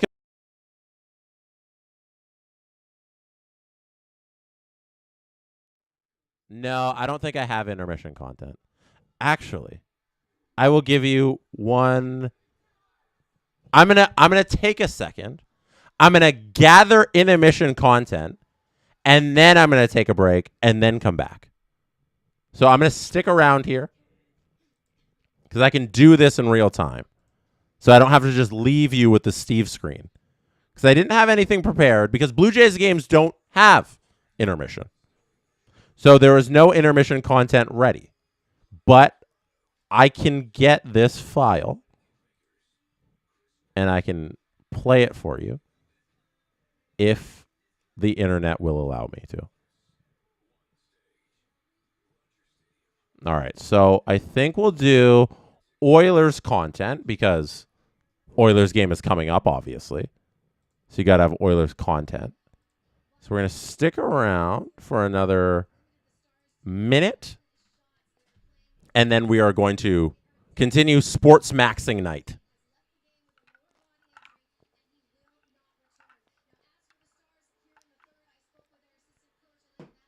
All right. Here we go. I'm going to play you a clip from the Steve Dangle podcast about us talking about the Oilers. And then I'm going to be back in a few minutes, and we're going to decide what to do after that. You have 3 games in a row to win now against a team that has been, frankly, better than you. Like, you look at the shots. Well, like okay. The Ducks have caved them in for most of the series. I want to push back on the shots thing. Yeah. Because remember, the Ducks were coming back from a 2-0 lead early in the first. Yes. And so I'll defer to you. There are score effects on a lot of that game. And I'm not saying that the Ducks weren't great, but if there was a game where the Oilers were great on defense, were stingy on defense, it was this one. It was closer to even than the shot suggests. 100%. Got it. 100%. That's a score effects shot counter for sure. Now, ultimately, at the end of the game, the Ducks had more high danger scoring chances, the more slot shots, all that sort of thing. But the Oilers really did buckle down and give us the defense that we're used to seeing them play on the way to the finals. And you guys remember how last year started against LA. It was like 6 goals allowed, 5 goals allowed, but hey, we won that game. Thanks, Jim Hiller. And then they continued, and then it started, the goal total started to shrink, and they went off. The thing tonight, or the thing last night, I think the Oilers have legitimate reason to gripe about is it was the game where the refs sort of started to put their whistles away, but not totally. And so there was a lot of stick infractions. What's that like? Can't wait to talk about Habs Bolts. There was a lot Holy of stick shit. infractions that the Ducks committed that just went uncalled. And they had been calling them games 1 through 3, but playoff whistle starts in game 4. We always know that. They work towards it, right? So I think, if I'm being honest, and I tweeted this last night, I thought the Oilers played their most dominant game of the series in terms of how they managed throughout. So that's bad news for them. And I thought they deserved to win. Oof. Jari was good, man. Jari was real strong. And they also played like they knew Jari was in net. So he didn't have a lot of things thrown at him. Right. But the Ducks, here's what kills you too. The 2 Ducks goals. Cutter Gauthier. Yeah, but the 2 Ducks goals are power play. And the Ducks are 6 for 11 on the power play in this series. Jeff Viel. It's Jeff Viel? VL, yeah. Had 6 goals in 99 career games heading into these playoffs. He scored in back-to-back playoff games. Yeah. And he was the one that put them away. He put the 6-4 goal on the board. That is that's what you need. That's what you need to beat a favorite. That fourth line is actually really good. Washi, VL, guys that you're just like Washi was like some pickup out of university. I mean, I don't expect everyone to know the fourth line of the Ducks, but they've been great. Yeah. They've been really great. And they've been, the thing about the fourth line for the Ducks is they're always in the offensive zone. Well, that's good coaching. Ian Moore too, by the way. Ian Moore. CJ did a great job with explaining like Tim Washi and his abilities to shut down McDavid in this series, because they're trusting him to go out there and play the toughest minutes, and those are the ones against Connor, and he's doing a fantastic job. And yeah, like you said, you can't expect every hockey fan to know that the fourth line of the Ducks, but now you're going to learn this name, and it's a Deneau level run. Yes. It's like, hey, we got somebody who's just really good defensively and can hang with the best player in the game. It's really cool. And they signed Washi a year ago. Yeah. And it's, what it is, guys? It's details. The one thing that I've seen with the Ducks, that the reason that, say, Connor hasn't been able to get going, and maybe health's a part of that, we can talk about that. But every time Connor loads up, and when he does it, right? Oh, it's you have to stand up. You do. What they do is they just bump him a little. Yeah, get skin on him. Which Frank Corrado, like every now and then someone comes on the show and just changes the way I watch. When he said that, Babcock would always encourage guys, don't interfere, but get some skin on them. Yeah. And that's what the Leafs didn't do on Pasternak's overtime winner in 2024. They don't do that. Yeah, that was the context. They're not going to call you for every time you touch a guy, Connor McDavid or anyone, really. Just knock his stick just a little bit. Puck goes a little bit off, then he can't speed up anymore. Anything. It's all about balance, especially at that speed. They are very detailed, these Ducks. Yeah. Very detailed. Now, you guys saw what happens when even sometimes the Ducks can't contain him. Did you see him just walk Beckett Seneca? Add him to the list. You know what I mean? Like, it was great. Welcome to the league, kid. You're having a great year. Anyway, here's Connor. And that would have been the win right there. Dostal made an unbelievable toe save. That's the win. Yep. The Ducks are a well-coached team. They're very detailed. And the thing that they're doing so well in the PK, because their PK has been very strong as well, is interrupting passing lanes. And they're faster and they're younger. And they haven't played as much hockey as the Oilers have the last 3 or 4 years. Oh, boy. That, when I said Oilers in 5, I meant out. Right? Hey, am I allowed to change my pick on a technicality? I misspoke. Yeah. Here's a little illustration about how important that fourth line is. So this is the shift chart from the game. I'm going to try and do my best here. There's a lot of dots, a lot of going on. If A lot of Morse code watching happening here, now. Jesse. So this down here at the bottom of the screen is the Washy, VL, Ian Moore line. They're all those guys are down there. And then you'll see up here at 52, they come on the same time as Connor McDavid. Connor has his long shift here. They stay out for parts of it, but then they're trusted by a really good head coach to come back out here and have another quick shift. And that's the shift where they score that goal. You have to defend Connor by committee. Yeah. Yes, you do. They like lots of teams have tried this one-on-one crap, and they've just gotten killed. But how many head coaches in the third period of a playoff game you really need to win, you need to steal this one so you can get ahead in this series, are going to trust their fourth line with 2 shifts in the span of a couple minutes there? Yeah. And that's just what the depth scoring that they're getting from their fourth line there in Anaheim. It's big ball stuff.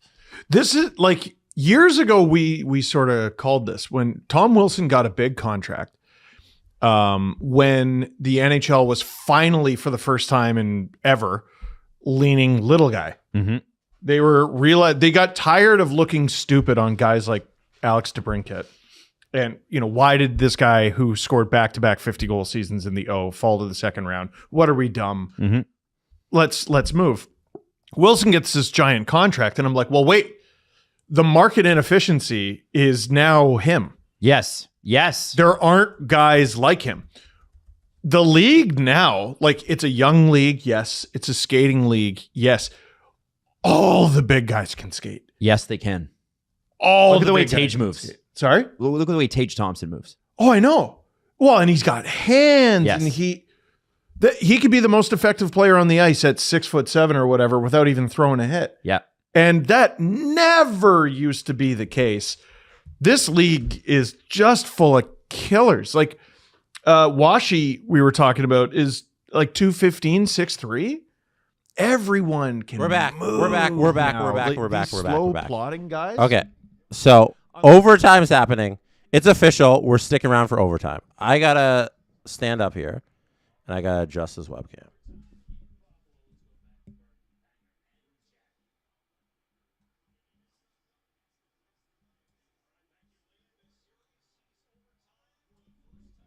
There we go. All right. So we're standing. We are sticking around for overtime. Minnesota scored to make it 3-1.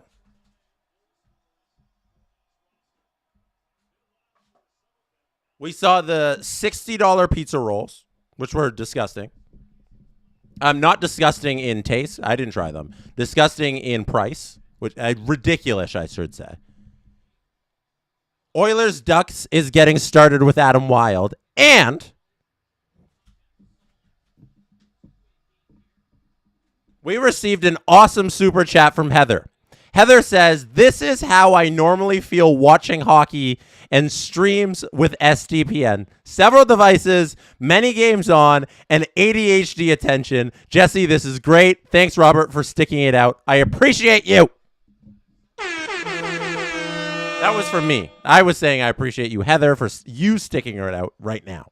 Face-off is won by the Sabres. The clock's got to start. There we go. We are officially underway in overtime. I am getting going for just overtime here. I will stick around until the end of Sabres Boston. No matter how long this takes, we will be here. I've changed the thumbnail so people know. I'll change it back to the Jays stream because, yes, we were streaming the Jays earlier today, many hours ago, but we're still going here because there's hockey to happen. We were watching this game while we were watching that game and also watching Minnesota-Dallas, but that game looks like it's going to go to Minnesota as they've been dominating, and then they just score there to make it 3-1 late in the third. I think that one's over for that game. Minnesota's going to go up 3-2 in the series, and this series could be over if Buffalo scores one more goal, or it could go back to Boston if Boston scores the lone goal in overtime right here. Charging towards the net is Boston, but nothing doing there.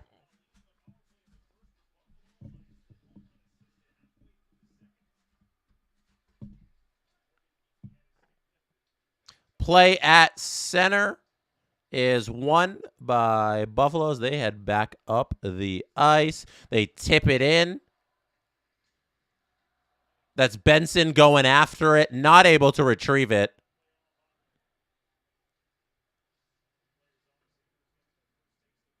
Regrouping here is Buffalo. Looking for a play. Boston's going to come away with it in the neutral zone.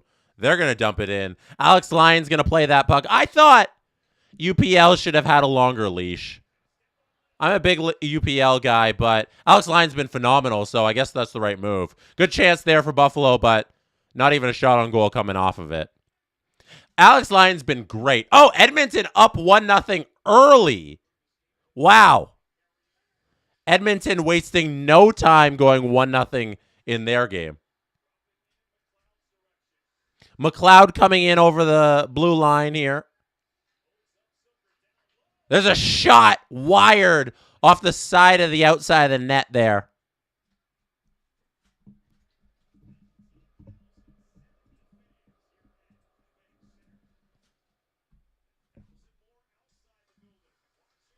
Bo Byram's going in and playing that puck. Boston's going to come away with it, though. McAvoy shot from distance. Hits a man in front. That's Tanner Jeannot going down in a heap.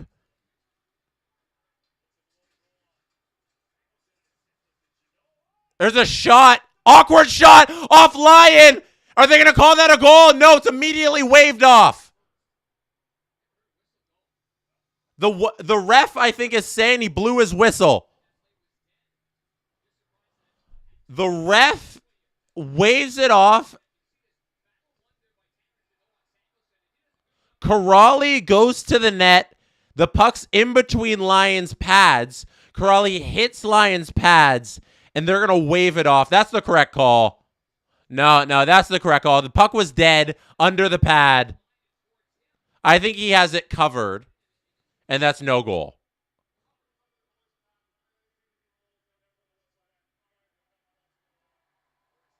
Yep, they confirmed the call. There's not even going to be a review process. No goal. No goal.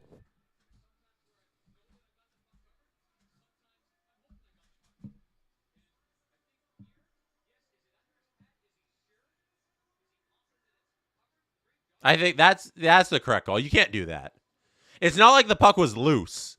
It's under the goalie. Once it's under the goalie for even that like 2 seconds there, that's a dead play.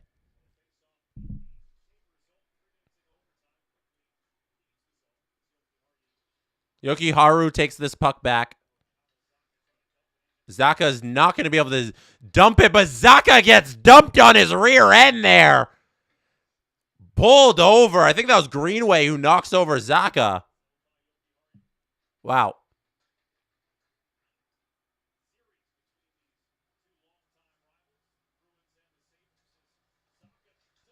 Zaka here, centering pass. Shot by Pasta is going to be saved by Lyon. Owen Powers going to go the other way for the Sabres. Go off for a change after dumping that puck. Beck Malenstein. It's going to work this board battle there. Win it. Shot from the blue line is blocked. We're going the other way as the puck is dumped down by the Boston Bruins to avert that pressure. Samuelson here. Looking for an outlet. He passes to Dahlin.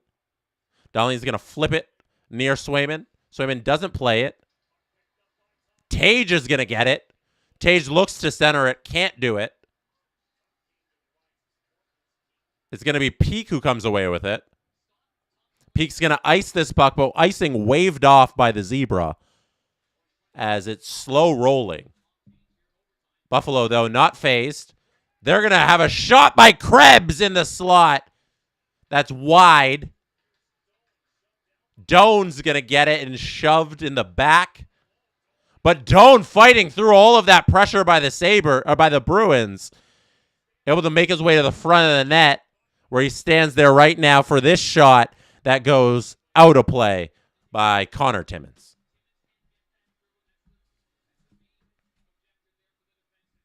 Is Justin Fisher here?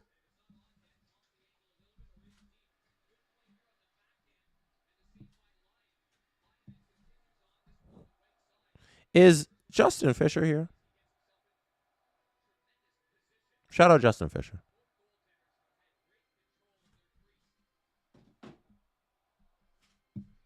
Anybody been here since the beginning? Except for Robert, obviously. It's been a long evening. Start at 7. Might get to 4 hours of streaming, depending on how late this thing goes. Alex Lyons playing this puck behind his net. He's going to ice the puck. You don't like that. You don't like your goalie icing the puck.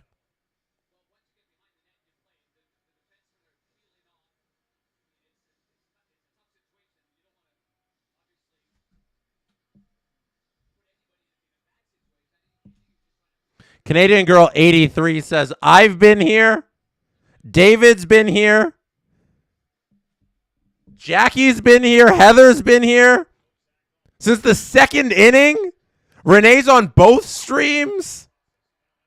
I logged on at 6:55.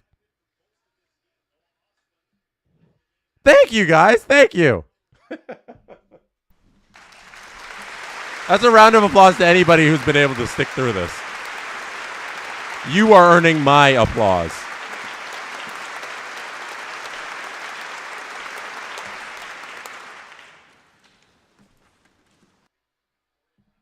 I was going to play Go to the Net, and then I remembered I already played it today. Oh, here's a shot in front. Saved by Swayman.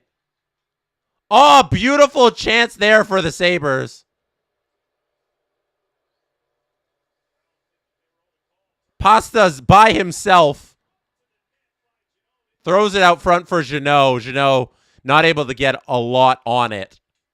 Lions able to just fend it off into the corner. I wanted to play Go to the Net, but then I was like, oh, I already played it today.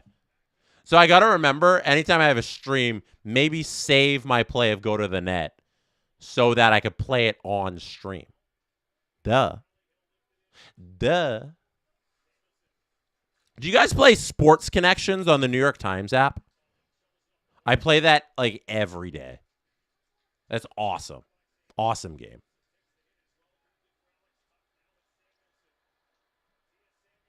Samuelson's coming in, loses control of the puck there.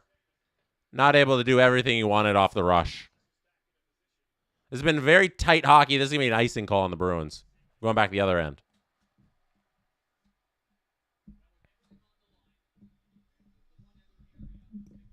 Emo Jalapeno says, I want to watch Oilers, but I want to see Boston lose. Oh. Oh, which one's more pleasurable? Which one? I think a lot of people would side with watching Boston lose as the most satisfying experience. That is funny. J-Rock says, just got here. My money's still good. Jesse rocks. Thank you, J-Rock. Appreciate everybody tuning in. Hit like on the screen, on the stream, if you are watching. Appreciate every like. Emo Jalapeno says, yo, the Wordle word today was wild. There's a brief moment for a face-off. Can I finish Wordle by the time the puck drops again? I haven't played Wordle today. I actually am not really a fan of Wordle. I don't play it very often. I am not a Wordle guy, but I can play it for fun on a stream. Oh, no, I can't do it. I can't do it. We're back in action. The New York Times app was bugging. We're going to have a face-off won by the Buffalo Sabres. Maybe we play Wordle together. Behind the net. The Sabres net. Buffalo's going to come away with the puck.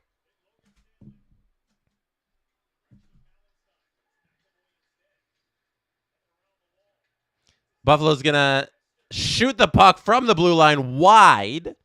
Got to hit the net there. You never know what can happen if you're just throwing pucks on net. Especially in overtime. Like, if you're just hitting the net, you may get lucky. Who knows? Just try it. Just try it.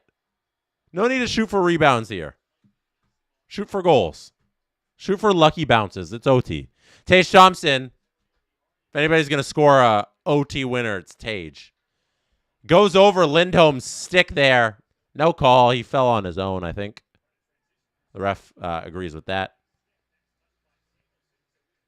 We're going back to the Sabres end, and they're turning the other way now. They're going to be able to keep it in. That's Tage. Oh, Tage isn't able to maintain control. But Buffalo does come up with Peyton Krebs wheeling around the zone, looking for an opening, shoots it, blocked. Peyton Krebs with speed. And then he's taken down by Lindholm. No call. Sabres fans not happy about that. Puck fired on net. Rebound in front. Oh, Tuck can't bury it.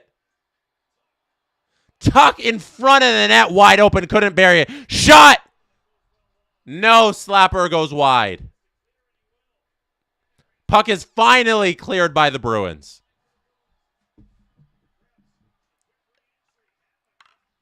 Peyton Krebs over the blue line. Breakaway pasta! Breakaway pasta! Goal! Oh my goodness, out of nowhere!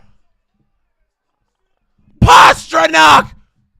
Breaking hearts in Buffalo!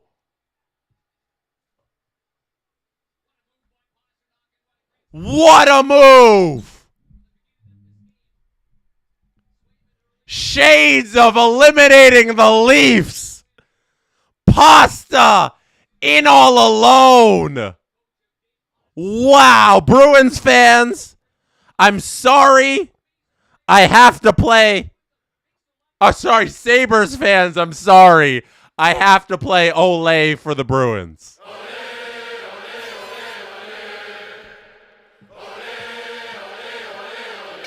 What a move. Oh, he had Lyon so fooled. Offside? Nicole, I did call that. I only called it because I saw him do it against the Leafs. He comes in off the bench, just like how he did against Morgan Rielly. Just like how he did against Morgan Rielly. Oh, baby, Pasta's money. Woo! Let's get that goal on the board. Oh, no, wrong goal, wrong goal. Let's get that goal on the board for Boston. There it is. Set a final. They live to fight one more day. The Boston Bruins are going back to Boston. There's the goal horn. There's the confetti for the Bruins. Okay. I have to read your super chats and then sign off, and you are all going to go over and watch Adam.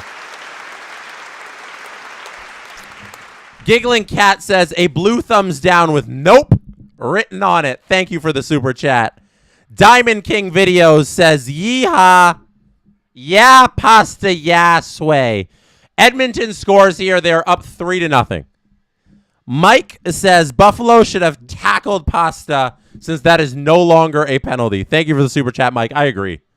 You just got to take him down. J-Rock says, Jesse Blake, Wordle Report, live with Jesse Blake. Next stream, let's play a little New York Times games. Thank you, Robert Malloy, in the chat for hanging out this entire time. I really appreciate you. This was a mammoth stream. 3.5 hours we went, and we did it all. We watched the Sabres Bruins. We watched the Blue Jays Red Sox. We watched Wild Stars. And now we got to see an Oilers goal to go up 3-0. You guys were a blast tonight. Go watch Adam. I'm all done here. Oh, no, I'm not done. One more from Sav Dragojevic. Boston are so lucky to have that Czech savior. Facts. Facts. I'm going to be back. Check sdpn.ca/schedule. I'm just going to pick up a random game sometime this week, probably Thursday. Whatever game's on Thursday. Maybe I do Sabres again. You know, random game, sdpn.ca/schedule. I love you all. You are a blast. This is so much fun every time. I love you. Good night.